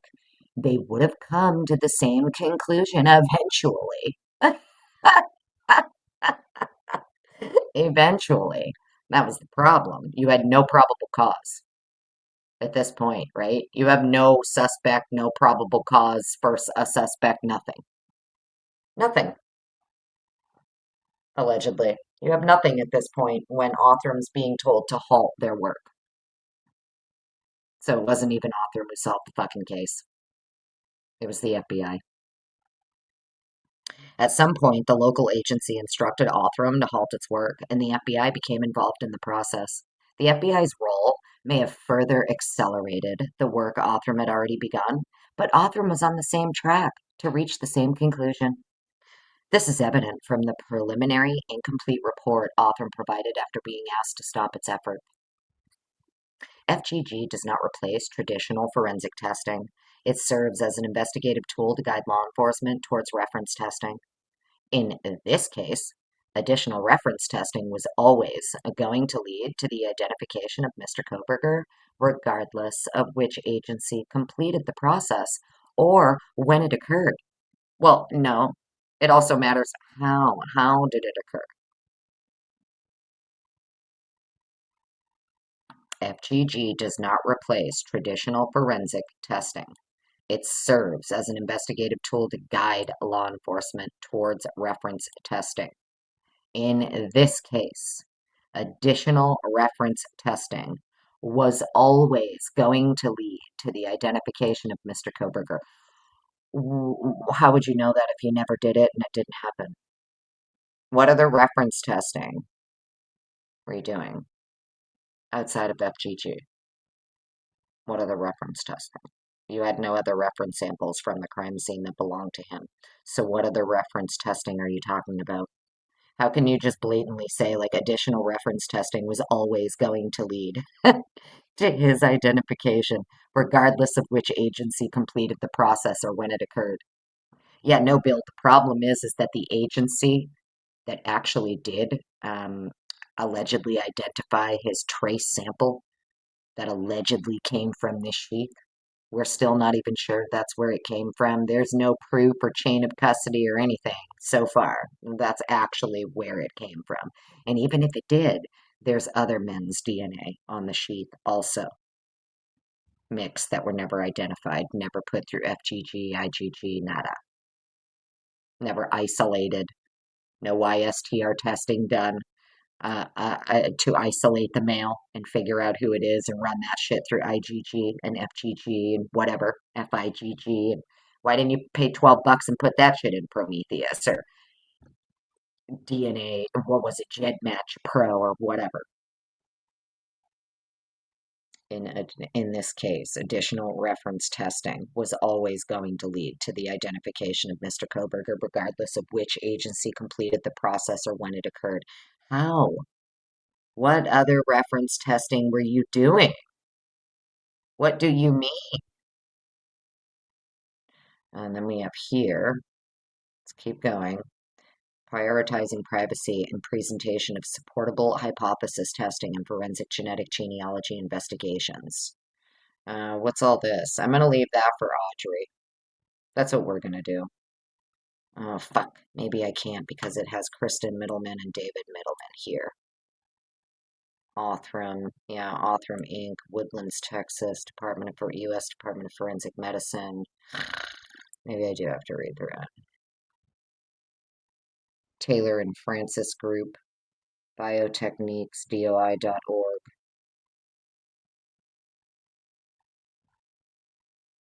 I feel like I should leave this one for Audrey. Oh yeah, look at all this. We're gonna leave that for Audrey. So if if you're not subscribed to Glitch DNA Lab, you should be. We'll leave this for Audrey to go over. whatever this document is. Um, Sorry, guys, I'm not reading through that whole thing for FGG. Anybody who wants to read through that at your leisure, go right ahead. I know you guys think that, like, sometimes I am a DNA geek. I really am. But it's more, I don't want to read all this stuff, like the peer-reviewed journals and studies. And that's not what I geek out on. When I say that I'm a DNA geek, I kind of geek out on, like, where the DNA is in the crime scene. What kind of DNA is it? Is it blood? Is it spit? Is it what is it, right? Where'd you find it? Was it mixed with other people's? How many in the mixed sample? That's what I geek out on about DNA. We're going to leave all of these peer-reviewed journals and all of that stuff to Audrey over there at Glitch DNA Lab. She's much better with it all. It's maybe Middleman's CV is attached here too, so we don't need to go through that. All right, moving on. This is regarding, okay, Nylene Rowland here, my favorite. We love Nylene. We come back over to chat. Say hello to everyone, take a sip of my drink, and we'll get into Nylene Rowland. Yes, I know it's Riley Nolan. Very well aware it's Riley Nolan. But for some reason, my brain used to want to call her Nylene Rowland. So that's just what I say now. Nylene. Let's get into Nylene here. Let's talk alleles. Yeah. Germila. Is it Germila or Germila? I don't know how to say it, but welcome on in. Let's talk alleles. Yeah, I mean, let's talk alleles. That's how you can put me to sleep real quick. Alleles, golf. Talk to me about golf. I'll be out cold in 30 seconds flat. Yes, Audrey is incredible, isn't she? I love Audrey. You deal with biochem all day. Yeah. Oh, okay, so that is your name, Germelia. Biochem. Is that why you call yourself Germ? Is your name a play on that? Meanie, hello. So good to see you. Genuinely confused. Hello. If I'm missing anybody, I'm sorry. Hope you guys are having a great day. Tiger up. Hello. How you doing? Where my mods at? My mod's still here. They probably took off. Dana Lynn, thank you so much for your super sticker. Truly appreciate it. And yes, Dana Lynn says thank you for always saying thank you. Thank you, Dana Lynn. I truly, truly appreciate it. You're amazing. Thank you so much. Very kind of you. I appreciate it. Okay. All right, so let's get it cracking. What time is it? It's 5:30. Yeah, we don't have too much further to go. Then I'm going to go make dinner. All right, so we have Exhibit S11 here. Nylene Rowland, anticipated rebuttal testimony, Exhibit S11, in response to the defendant's expert disclosures and in addition to previously disclosed testimony. The state may call Rylene Nellen as an expert witness to respond, rebut, and testify as follows. DNA is a genetic material contained in cells that may be utilized for human identification. DNA analysis includes the utilization of polymerase chain reaction PCR to generate the STR. Yeah, I'm not reading all the shit. We'll use their abbreviations. Cool? Cool. DNA analysis includes the utilization of PCR to generate STR profiles. DNA may be present on an item in the form of biological material such as blood, semen, and saliva, or may be left on an item when it is worn, wearer DNA, or handled, touch, or transfer DNA. Interesting. DNA can be collected by swabbing an item or by taking a cutting directly from an item. Reference DNA samples can be collected directly from individuals. DNA can be used to identify individuals, link individuals to crime scenes, and link individuals to each other, link crime scenes as well as exclude individuals from DNA profiles that we obtain. Interpreting DNA data and making comparisons requires the development of DNA profiles. There are 4 steps to developing a DNA profile. 1. Extraction. 2. Quantification. 3. Amplification. 4. Developing a DNA profile. A single source DNA profile refers to DNA from only one person. A mixture refers to DNA from two or more individuals. DNA can be deposited on or transferred to an item through transfer of body fluids to an item, wearing an item, and or handling an item. Primary or direct transfer refers to DNA transferring directly between individuals or between an individual and an object. Indirect or secondary transfer refers to the transfer of DNA from one person or object to another person or object through an intermediary. The amount of DNA transferred to an item varies and can be impacted by the nature of the transfer. As a sidebar, you can't determine the how and the when of transfer unless it's a literal actual fluid. There's trace DNA, trace particles, trace samples, and things like that. You can't even go into the how and the when on that. I thought I could have sworn that's what we've gone over here. It's what's been said repeatedly in some of these, back and forths. Audrey's covered it, like determining. It's Bicca Barlow, I believe, did a whole thing on it before she became one of the lawyers in the case. Was talking about it. It's almost impossible to determine the how and the when of transfer or trace samples. The amount of DNA transferred to an item varies and can be impacted by the nature of the transfer. Transfer of a body fluid typically involves a higher amount of DNA transfer than the handling of an item. Biological factors can influence the primary or direct transfer of DNA. This can include the sheddar status of the individual or individuals, personal hygiene, and rate of perspiration. The composition of the item can influence the primary or direct transfer of DNA. For example, the transfer of DNA is more likely when the item is absorbent rather than non-absorbent. The length of the contact can influence the primary or direct transfer of DNA. The longer a person is in contact with an item, the more likely DNA transfer will occur. The nature of contact can influence the primary or direct transfer of DNA. A person who manipulates an item is more likely to transfer DNA to the item than a person who casually touches. Right, which is why. I'll shut up. The persistence of DNA on an item can also vary depending on several factors, including the amount of DNA initially transferred, the composition of the item, exposure of the item post-transfer to various environmental conditions like heat, precipitation, UV, radiation, etc., and whether the item is clean.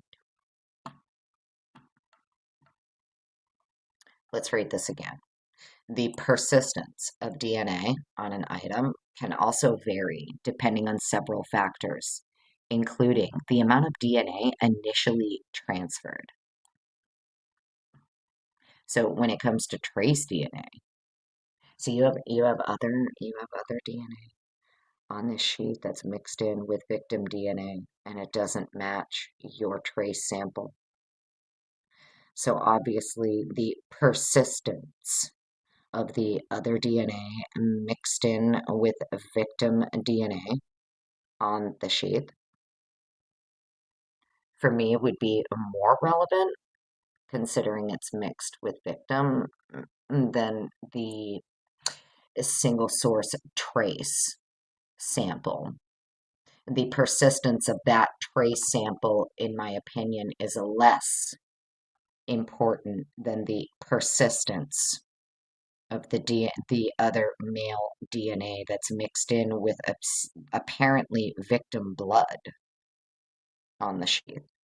And that those men's DNA that's mixed in with that victim blood on the back of the sheet, they don't match this other trace sample. So I feel like the persistence of the other males that are actually mixed with victim are probably more important right? Because the amount of DNA initially transferred is mixing with the victims, right? Whereas this trace sample, this is like, it could be secondary, it could be third. Do you get what I'm saying? This like could be a deposit of DNA from a secondary or third transfer, like third, fourth. I mean, you could go up to like 6, 7 times of transfer for trace DNA. Now, I understand what they're saying here, single source, but the persistence of the DNA on the item is what gets me. Because you have this other DNA that's literally mixed with victim blood. It's male and it's not matching this single source trace sample that could be secondary, third, fourth. The for me, the more pertinent DNA is the one that's actually mixed with the victim's blood. It's just my opinion. All these factors can also influence the indirect or secondary transfer of DNA. In addition, secondary transfer can be influenced by the time between the direct transfer and the potential secondary. Shorter time typically results in less loss of DNA prior to the potential secondary transfer. If the intermediary and secondary transfer is a person, the persistence of DNA may also be affected by the activities of the person. For example, hand washing may eliminate transferred DNA. In general, a higher quantity of DNA is transferred through direct transfer as compared to indirect transfer. With secondary transfer, it is possible to see a mixture of DNA from both individuals involved in the transfer. Many complicated factors can influence the likelihood of transfer of DNA and the persistence of the transferred DNA after deposition. Sidebar, why aren't they just using, like, for example, in this case, blah, blah, blah, blah, blah. Notice throughout the state's all of their little fucking responses here that their experts were going to, rebut. Here's their expected rebuttal testimony. They keep giving these examples that are not part of the case, hypotheticals. Why not put, for example, in this case, the defense, right, arguing, this is secondary transfer. Your single source transfer here is literally secondary, third party, whatever, right? He never handled this object. I'm guessing that's what they were going to try to argue, or it was stolen from him, or some shit, or somebody he knows that left the object there, shook hands with him, or whatever. Who fucking knows, right? What they plan to argue. I'm looking forward to the disclosures. I'm just, throwing brainworms out here. But it still brings me back to, upon testing this item, your lab makes you aware, you're the prosecutor, the investigators, everybody in this case, the lab is making you aware, well, yeah, I mean, we have this single source here, but we also have, unfortunately, these other males. And these other males that don't match this single source are literally like, they're mixed samples. They're mixed with victim blood. So if the state, according to the state, DNA on the sheath equals perpetrator. According to the state, correct? Last I checked. DNA on the sheet equals perpetrator. And even though they're being informed by their lab and the analysis of that sheet, there's two other, if I remember correctly, two other males mixed with victim on the sheath, and they don't match the single source. So to me, it's obvious your single source is either indirect or secondary transfer, whereas the males that are mixed with the actual victim blood, the blood is, do you get what I'm saying? These are mixed samples, by the way, mixed samples of victims with other men, and they're focusing on the single source. It's just wild to me because, like, to me, it would just be obvious that, like, yeah, your single source here is likely secondary or indirect.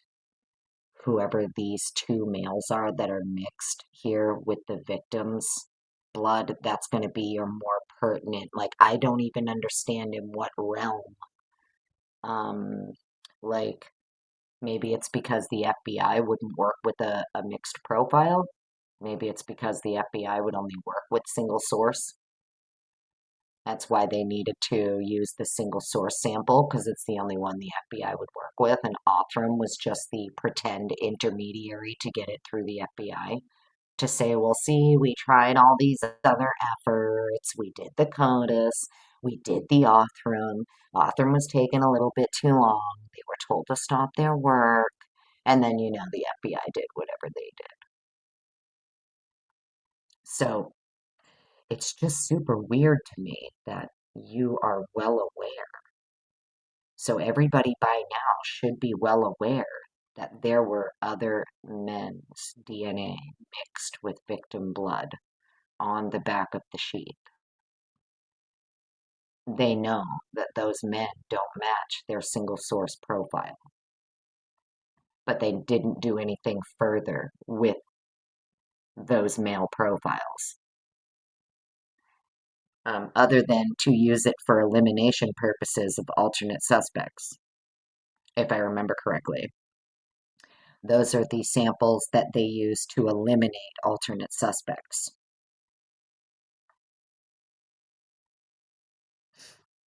So, interesting. It's just very interesting when you look at their like arguments here and what they plan to have their experts testimony. They'd be giving rebuttal testimony. It's so crazy to me.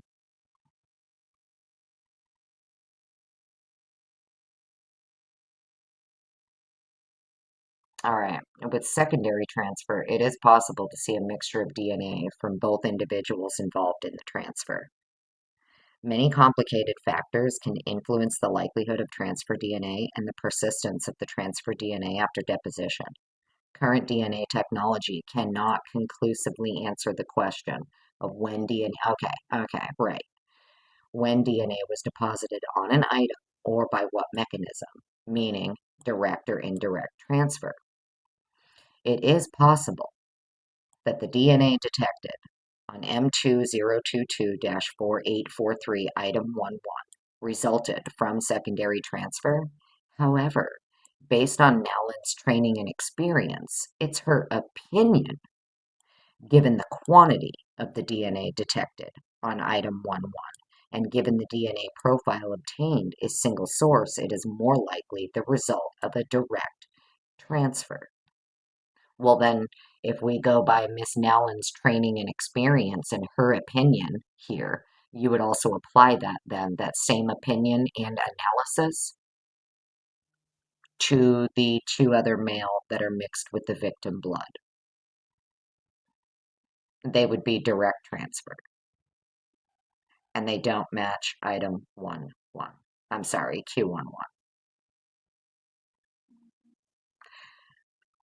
So the state even admits here that, yeah, her testimony will be that it's possible the DNA detected on the sheath resulted from secondary transfer, but based on her training experience, it's her opinion. So again, it would have just been opinions back and forth, right? So they just wanted to go with expert opinions here rather than. It's going to be interesting to see the disclosures back and forth and how the defense's experts were going to respond to this and anticipated rebuttal and things like that, right? Very, very interesting. 0.168 nanograms of DNA, the quantity of DNA, and that's after concentration. Is that after concentration? I think it is. 0.168 nanograms.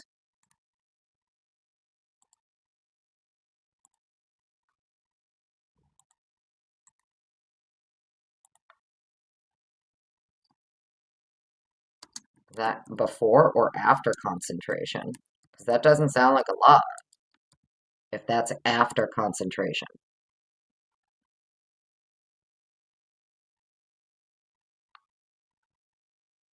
Yeah, even like a quick AI overview. Hmm.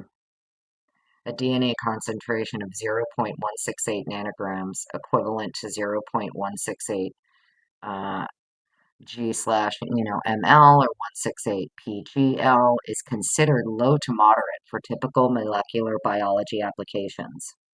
While functional, this amount often falls below the ideal 1 nanogram or higher threshold required for optimal, reliable STR profiling or consistent PCR amplification requiring high sensitivity techniques.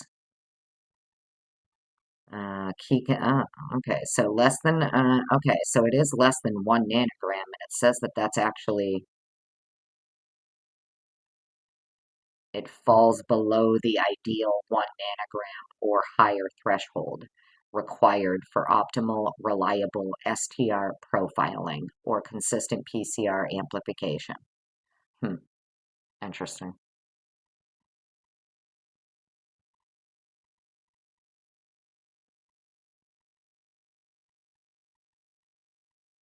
Sorry, I'm just looking at some real quick.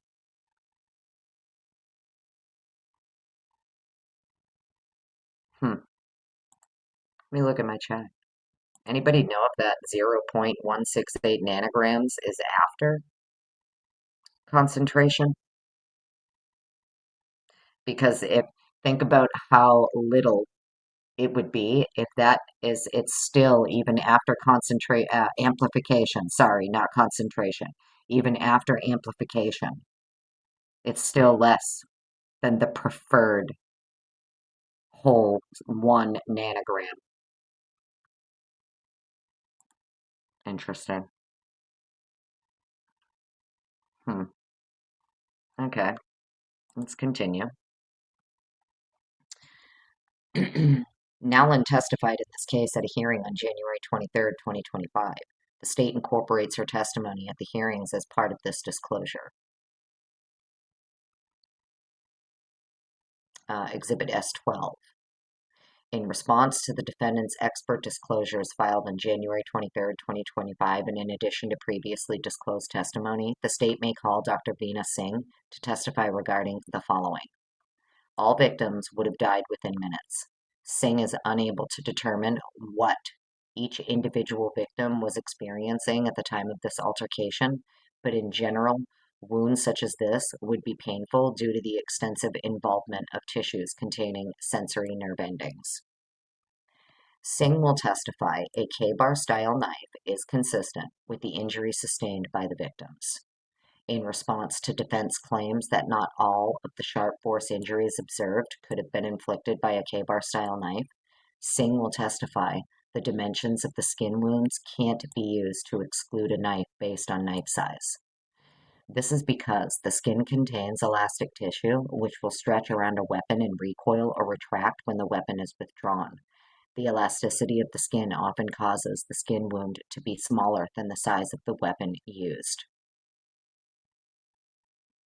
Singh will testify regarding serrations and striations with regard to the wounds sustained by the victims. Singh will testify that defense experts appear to be conflating serrations and striations. The quote, fine striations described in association with certain wounds are not the same as indicators of a serrated blade.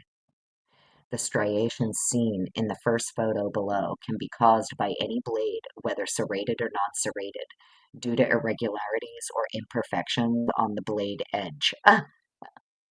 A serrated blade leaves more prominent, evenly spaced abrasions, as can be seen in the second photo below. Obviously, those are redacted. Regarding the number of weapons used, Singh will testify that the blunt force injuries do not necessarily mean another weapon was used. Blunt force injuries can be inflicted by a body part, hand, elbow, knee, etc., and also by causing someone to impact an object in the environment, like a wall, table, or bed frame. Interesting. Okay, so defense is basically like, actually, more than one weapon, and the knife that was used, serrated. It sounds like, is what they were going to be arguing. You know, and to make a fucking long story short, it sounds like this is why the state needed Veena Singh here to come up and be like, no, no, no, no, no. It doesn't mean there was another weapon. These are the reasons. This could be this could be this, right? The blunt force injuries. So the state is admitting here, right? Basically, blunt force injuries can be inflicted by a body part, hand, elbow, knee, etc. So the victims did have blunt force injuries, as well as stab wounds, right? It looks like maybe more than one weapon was used, and it looks like one of these weapons was serrated. Sounds like is what the defense was going to argue. I'm so interested in seeing all these disclosures and everybody's like assessments and tested, what they think, their opinions on the evidence that they looked at and the conclusions that they came to based on that. I'm really interested into reading it all if they ever finally get around to fucking releasing it already. All right, anticipated rebuttal testimony for Matt Nodell and Brent Turvey regarding crime scene analysis. The following anticipated testimony is in response to Nodell's scene reconstruction dated January 22nd, 2025, and Turvey's crime scene analysis dated January 22nd, 2025. In addition to previously disclosed testimony, the state may call Paulette Sutton to testify regarding the following. Yeah, and we already read through this in Sutton's response. If you guys haven't caught that live, we have already read through all of this regarding Sutton, the state's expert there, and her amended rebuttal disclosure with retractions regarding Dr. Turvey and Nodell here. We've already gone through all of this. The Nodell claim, drip trails when present, can represent movement of a bleeding person or movement of an object with wet blood of sufficient volume to continue to drip after blood acquisition, meaning a bloody weapon can create a drip trail from the weapon being carried away from a blood source. And then it has Sutton's response. So anybody, the only thing I can tell you is that you guys should go and watch the live that I did. Okay. We don't have to go through all of this again. We've actually already covered all of this. Regarding the claims by Nodell, the claims by Dr. Turvey, and then what she responded with in her amended disclosure and the things that she had to take out. Mainly, it had to do with the renumbering system employed on these crucial key DNA samples and swabs and whatnot by Brett fucking Payne over there. Renumbering swabs, switching out swabs, whatever it was he was doing with all of the damn DNA samples that were taken in this case, all of the swabs collected by ISP on that first collection day. They left him with him, and he renumbered everything. So when Sutton put in her disclosure, she's going off a whole numbering system that was actually incorrect. So she did have to retract a few things and amend her disclosure. We've already read through all of that. Talks about like the stain that was never tested for DNA, the one that she attributed to Xana. In fact, it was actually never even tested, so, and it all has to do with the renumbering system employed by Payne, blah, blah, blah. Regarding the DNA profile of stain 42, Sutton was unaware of the change in the numbering system as it correlated to the description of the agency number in the Idaho State Police Forensic Services worksheets described by Nodell. Quote, the misidentification of this sample may be associated with the renumbering system employed by Detective Payne. After further investigation, Sutton retracted the DNA results for stain 42, as it appears it was actually never tested. So we have certain stains that are being attributed to certain things by this expert here, and it's not even her own fault. It's because the state, even when they brought her on, didn't bother to fucking notify her, hey, by the way, this guy over here renumbered everything. The numbers are different between Idaho State Police, Moscow Police Department, and how it's all numbered, right? How they log it in as evidence over there, how we logged it in as evidence over here. It's all different. The numbering system is different for each one. I don't know why. I don't know why they did it that way. I have my, suspicions as to why, but I'm sure it was just done because they have a different way they do it between the two agencies. So, for anybody who hasn't, already gone through, like Sutton's response here, the state's experts' response to Matthew Nodell and Brent Turvey, we have covered it. The one I'm looking for, though, is, where is it?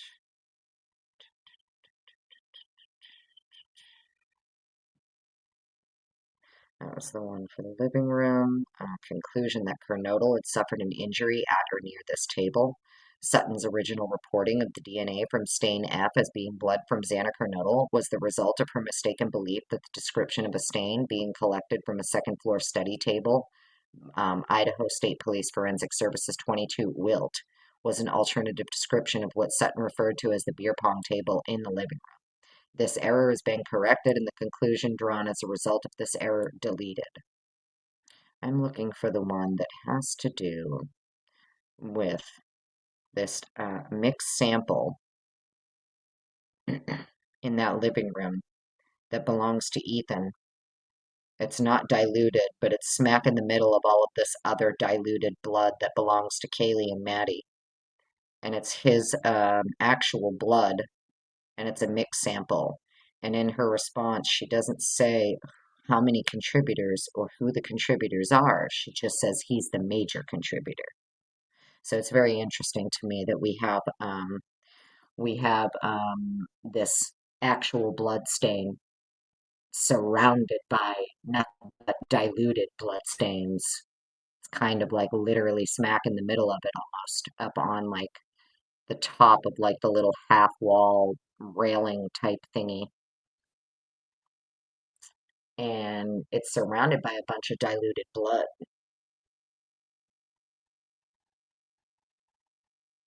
And in her initial response here, not in this document, but the other one that we've been through, Sutton is talking about how it's a mixed sample with Ethan being the major contributor, and she doesn't talk about who the other contributors are. So I'm just looking for that real quickly. That's might not even be in here. Might just be in that other document, but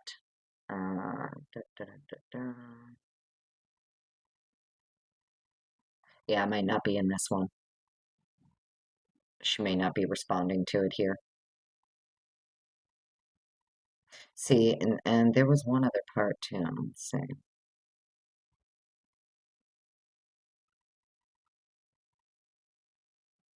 While spatter was widely distributed in both bedrooms involved, the amount of spatter in the surrounding areas where a perpetrator would be located as to create a void, meaning an absence of blood and otherwise continuous blood stain or blood stain pattern.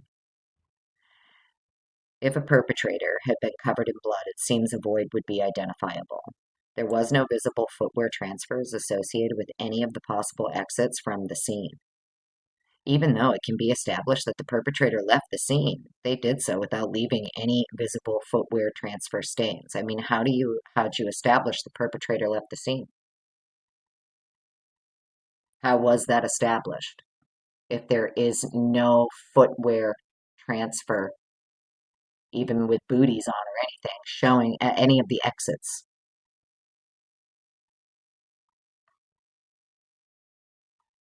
Even though it can be established the perpetrator left the scene. I mean, that's an assumption. The perpetrator left the house. I think it's an assumption to just assume, well, it must have been someone else and they must have left when they were done. I think it's a big fucking assumption to just assume that shit right off the rip. But that's just me. And it's got some photos here that we can't see because they're all redacted.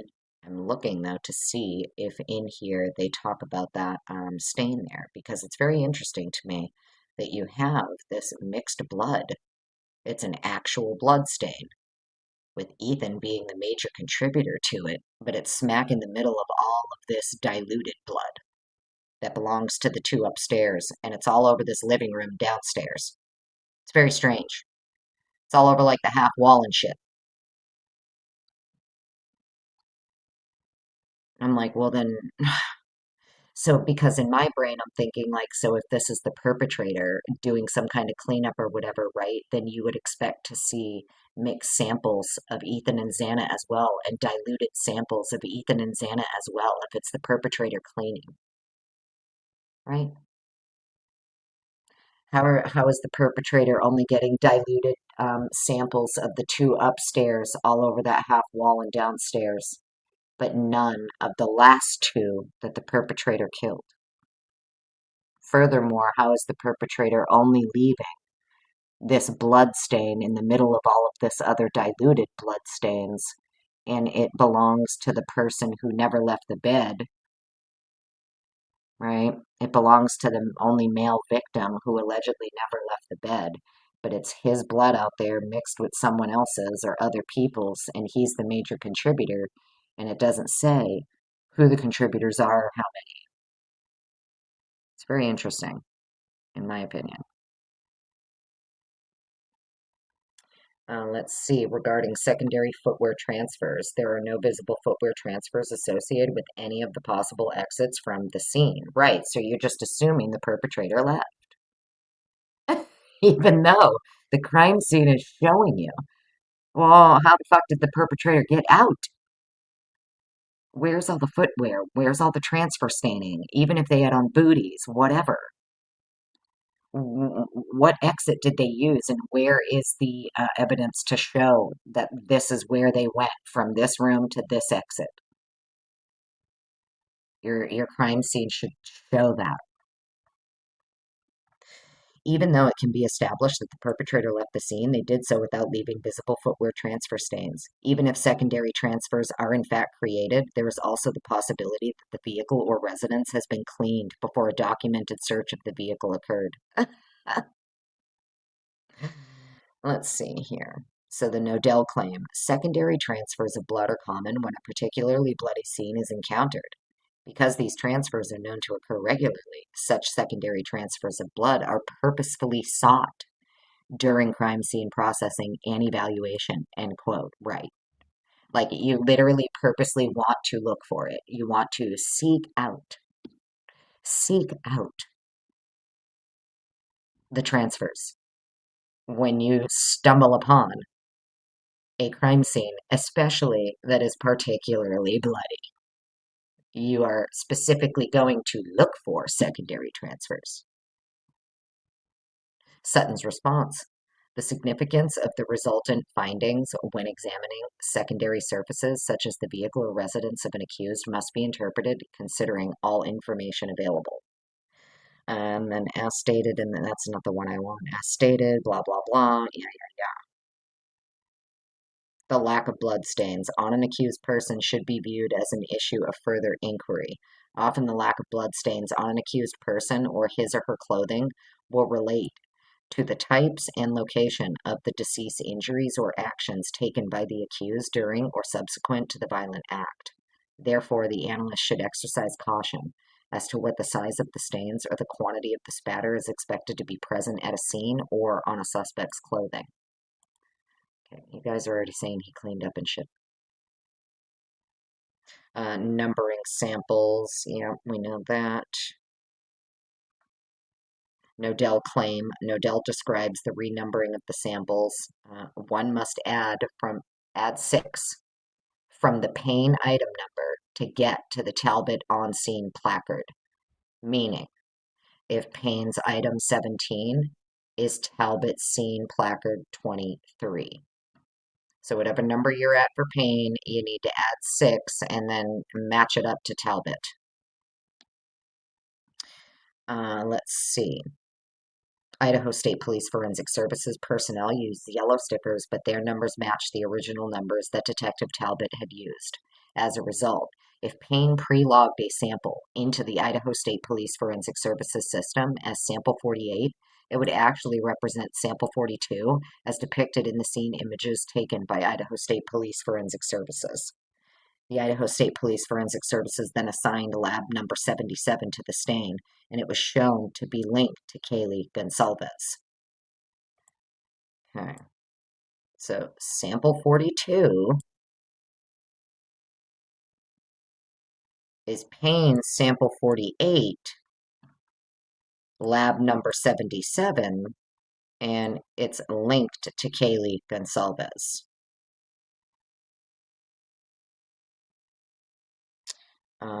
This is about the lack of blood detected in Kohberger's vehicle. Yeah, we've already gone through all of this here. This is all of the Sutton responses that we've definitely already read through, for sure, but I'm looking for something specific.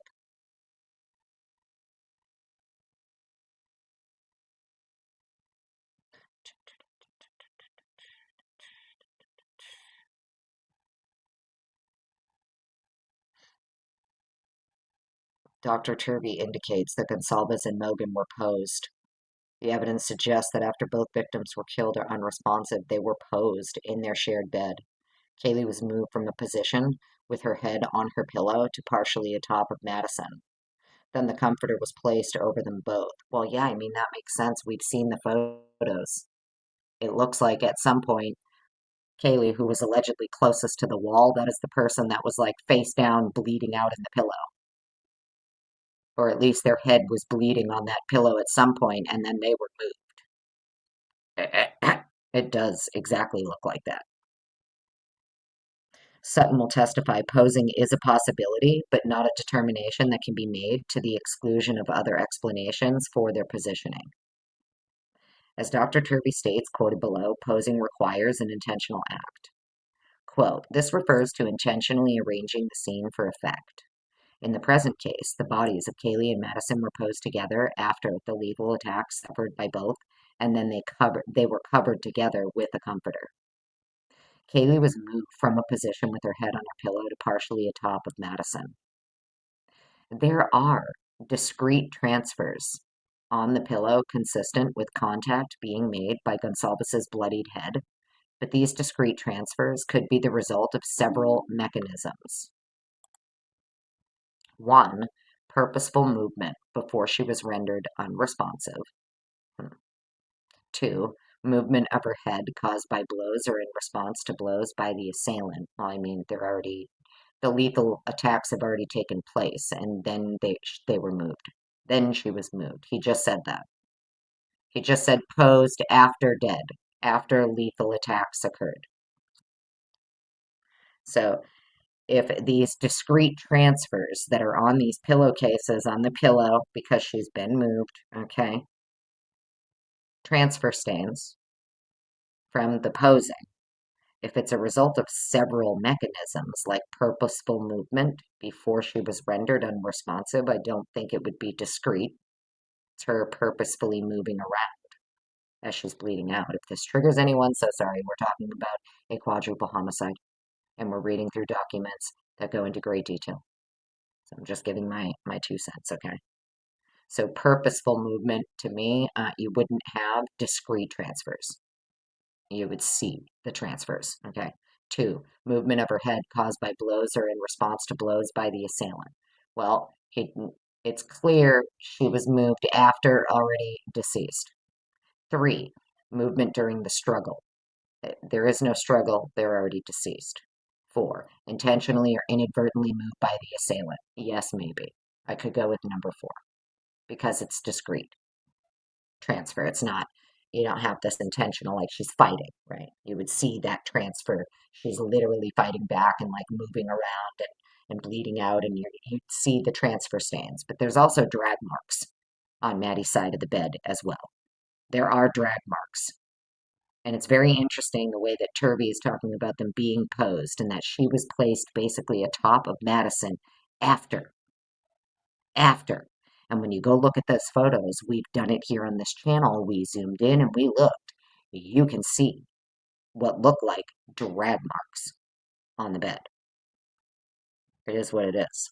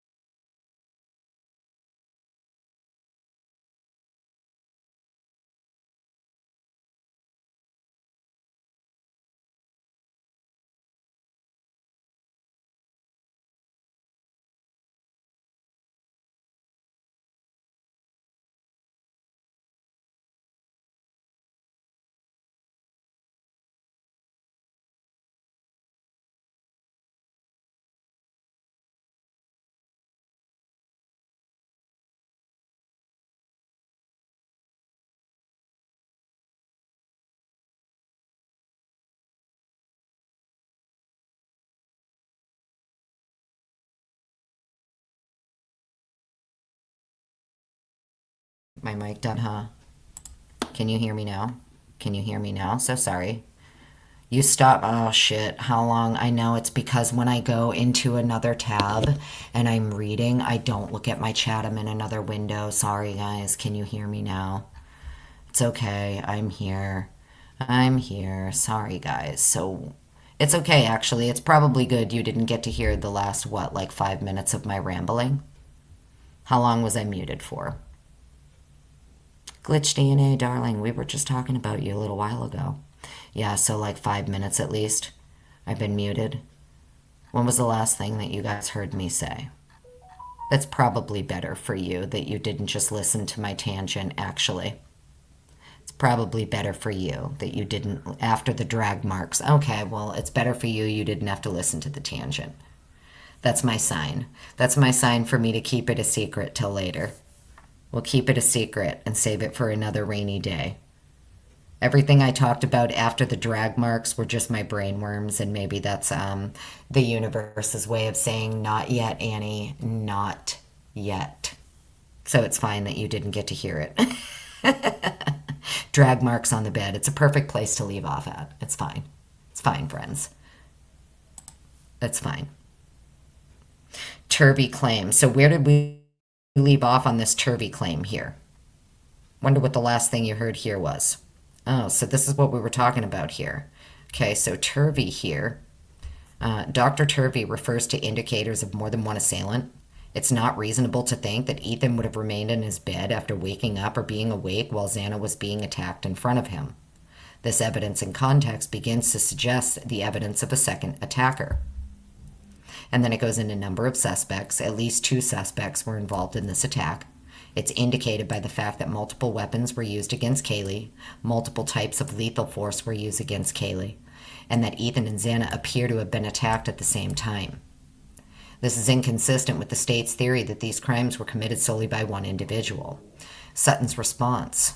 Sutton will testify that there is evidence that Ethan Chapin and Xander Kernodle were in close proximity to each other at some point after the assault began, as evidenced by the findings of Kernodle's blood and DNA under the fingernails of Ethan Chapin's right hand, and the finding of Chapin's blood and DNA under the fingernails of both Xana Kernodle's hands. So I'm going to stop here. Because if Ethan never stood up, and the blood pooling and the drip trails all indicate that he never stood up ever, never got up out of the bed, never stood up, allegedly, right? How is it? And when you look at, we can tell, now that we've seen the photos and stuff, it would appear, even the state claims, Xana was attacked at her door, and most of her attack occurred on the floor. But here, the state has to get their expert to explain why. Because somewhere in the defense's disclosures, I'm guessing, in the expert disclosures from the defense, they're probably asking questions like, well, what's your reasoning for it? If these two, if he never got up out of the bed and she was attacked over here by her door and then ended up on the floor, how is it that she has his blood all over her hands and under her fingernails? And vice versa. That's exactly what's being asked. Somewhere in the disclosures from the defense. I'm guessing the state's expert is being asked to elaborate on what's your explanation for this. Because it doesn't make any sense. So Sutton here has to testify that there's evidence that the two of them were in close proximity to each other at some point after the assault began. I'm not sure when that occurred because everything else we've read, he never even woke up. He never got up. He never sat up. He never stood up. It says here, one assailant could contain 2 people in close proximity to each other, especially if the assailant is armed.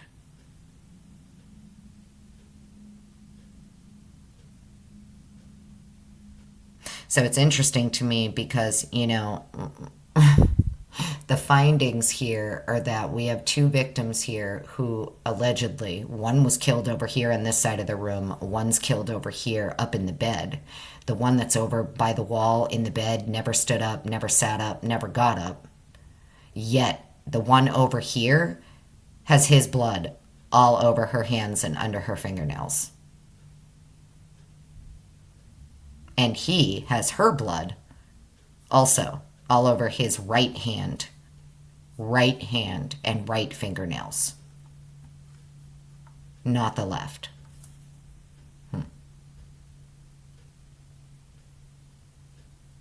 Interesting. Okay, so where are we going here? Because we have read through, you guys, all of this, just so you know, regarding the back and forth between Sutton Turvey and I was looking for something that I wanted to read, but it's probably not in here. It's in the other document. I thought maybe they'd address it again in this one. We have read through it before, though. But yeah, it's there's a lot of stuff regarding Ethan and Xana that just bugged me. Not gonna lie. We have no idea when they actually got to the house. We have his blood smack in the middle of all of this diluted blood out in the living room, even though he never left the room, allegedly, never got out of the bed. His actual blood is mixed with other people's samples as well. We don't know how many people or who they are that his sample is mixed with, but he is the major contributor to the blood out in the living room that's mixed with all the, it's smack in the middle of all the diluted blood. And then him and Xana are found to have each other's blood all over each other's hands and under each other's fingernails, even though one's killed over here on this side of the room, the other one is killed on the other side of the room in the bed. It's very interesting. It's very, very, very interesting. So, I don't know. Can you guys even still fucking hear me? Or am I still my audio out? Oh no. So anyways, it's probably better that I didn't give you all of my brain worms anyway. It's fine. We'll just save it for another day. It just bothers me. The whole where the samples are, where the blood is, what's diluted, what's not, and then mixtures and things like that. Because, like, to me, if it's the perpetrator cleaning up downstairs, right, and that's why you have these diluted samples or whatever, then your perpetrator should also have left diluted mixed samples of the last two people that he killed, which allegedly were Ethan and Xana. So if the perpetrator can leave these diluted samples from Kaylee and Maddie downstairs because of cleanup or whatever, right? Because the perpetrator's cleaning up, well, then where are the diluted samples for Ethan and Xana? Where are those?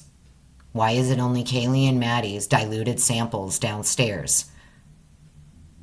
And the only other DNA smack in the middle of all of those diluted samples is the male victim, mixed with who knows and how many it's mixed with. It's just he's major. So I don't know. I don't fucking know, man. The whole thing is wild to me. It's just wild to me. Why aren't you looking at, like, what's up with that blood sample that's smack in the middle of all of these diluted samples? What do you mean it belongs to him? He's the major contributor. Who else are the contributors? How many other contributors are there? If he never left that room, how is his shit out here, smack in the middle of all of this diluted bloodstains? How did it end up out here? Because the perpetrator left out the back fucking slider, right? Not down towards the downstairs. I don't know. It's very interesting. Very, very interesting.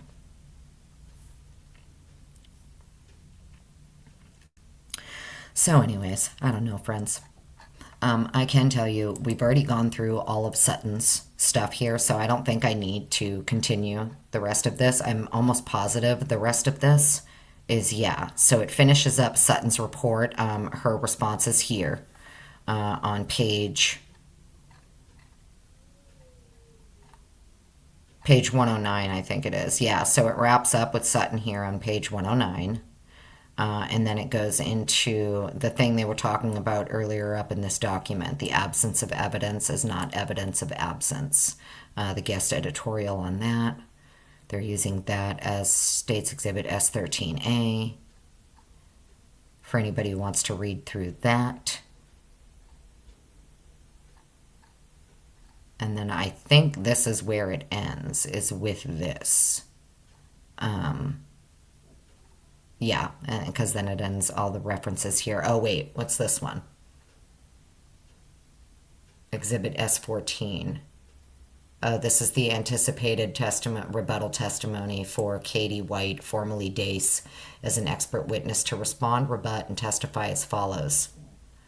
CODIS is a national collection of DNA profiles maintained by the FBI. It contains convicted offender profiles, arrestee profiles, as well as profiles obtained from evidence, and can be used to identify a suspect, generate potential leads, or link crime scenes together. Upon entry, profiles are automatically searched against the database and generate hits when a match occurs. Let's get into why they're even talking about this. Individuals convicted, blah, blah, blah. Because we know CODIS didn't return motherfucking thing for this. I wonder if this is why I think they have to talk about CODIS because the decision not to enter the unknowns. Yeah, that's exactly why, yeah. Idaho also allows for the entry of unidentified profiles generated from evidence associated with a crime when that profile is believed to be from a putative perpetrator. So in Idaho, you can use CODIS, right? You're allowed to use CODIS. It will allow entry of an unidentified profile generated from evidence associated with the crime when that profile is believed to be from the putative perpetrator. The profiles are entered by the reporting analyst and reviewed during technical review.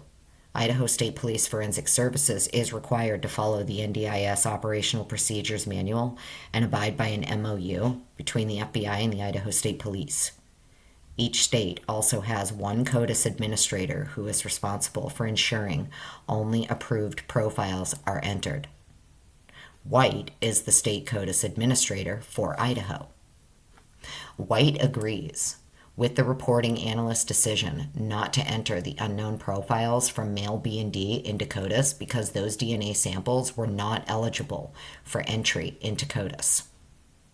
DNA profiles believed to be attributable to the putative perpetrator are eligible for entry into CODIS. DNA profiles attributable to victims, non-probative individuals, and items without an established link to the crime or crime scene are not allowed to be entered. The laboratory must justify entry of every profile put into CODIS, and many factors can influence eligibility. For a large crime scene, let me fix this. Hang on.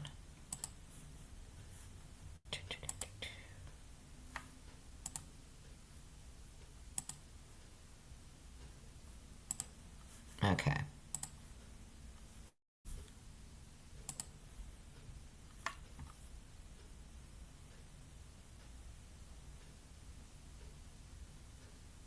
DNA profiles attributable to victims, non-probative individuals, and items without an established link to the crime or crime scene are not allowed to be entered.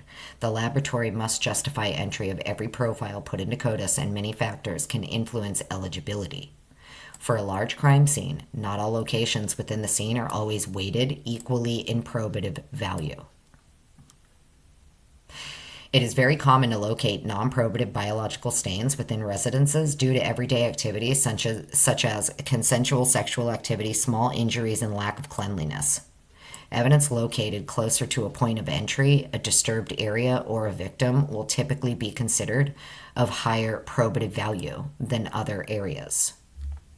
For this case, a knife sheath next to one of the victims produced an unknown male profile. Well, it produced more than one unknown male profile, though.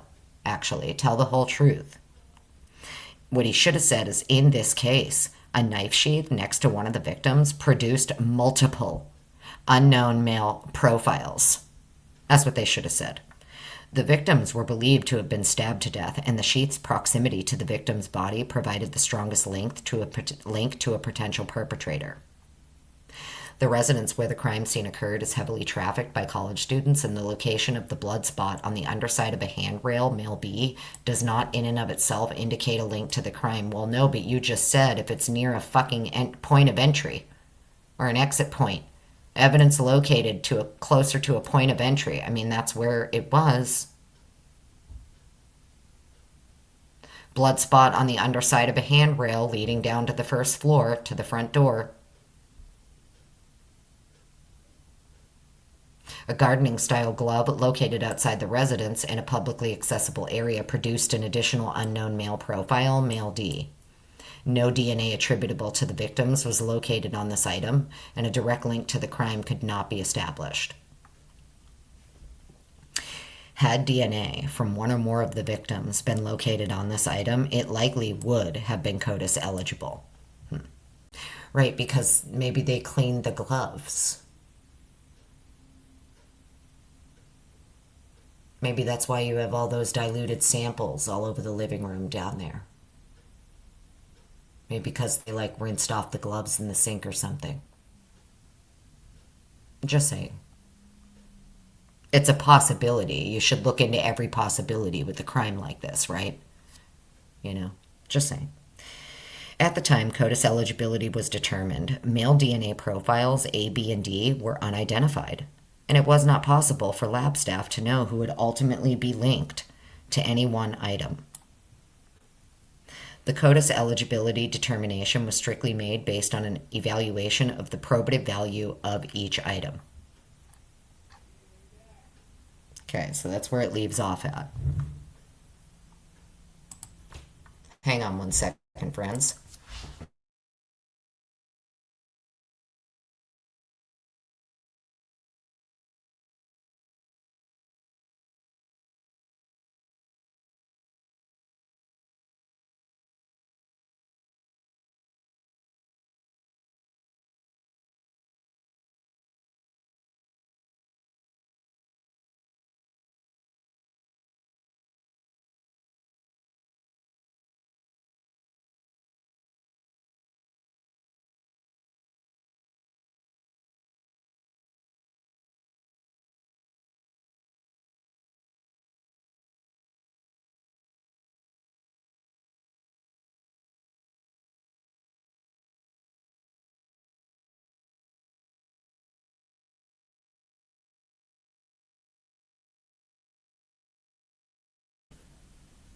Okay, so sorry about that, friend. So sorry.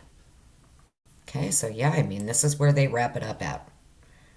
Is that basically male DNA profiles A, B, and D were all unidentified, and it was not possible for lab staff to know who ultimately would be linked to any one item. The CODIS eligibility determination was strictly made based on an evaluation of the probative value of each item. Right. So the probative value of each item, the item that had the most probative value to you, the sheath, had 3 men's DNA on it. Not just one. So why didn't you do any of that extra work for the other 2 is my question. And I feel like that's exactly what they were going to really hammer home had this went to trial. Is that, so wait, your lab and your analysts and everybody who did all the work here, you had how many men's DNA? How many other men's DNA were found in the sheath that were mixed with victim DNA? And it wasn't pursued, it wasn't identified, but it was used for elimination. It was used to eliminate, not identify. Very, very interesting. Very, very interesting. So anyways, I hope everybody goes and enjoys the rest of what's left of your weekend, all right? I'm about to go make dinner, and my kid and I are going to watch a movie, and that's how we're going to finish off our night. It's dinner and a movie, okay? But I do hope everybody goes and has a wonderful night. Thank you, Dana Lynn, for your super sticker earlier. I truly, truly appreciate it. Thank you, Mercy Cat, for gifting memberships. If you turn green, please say thank you. Sorry about the mic going out there for like 8 minutes, friends. My bad. My bad. It's fine, though. I think everything else was okay. I didn't see any red flags or anything in the chat for audio. But yeah, fingers crossed, friends, that we're going to get a whole bunch of docs this week. Keep your fingers crossed. I want like the entirety of Turvey, Nodell, Batanti, I want everybody's. I just want the expert disclosures, all of them. Give me Slavinsky, give me Cyre, just give me all of the expert disclosures. That's all I want, please. Hippler, if you're listening, thank you. But yeah, I hope everybody goes and has a great night. Mods, thank you for being here. Everyone, thank you for hanging out. We've been here for almost 3 hours and I'm out, okay?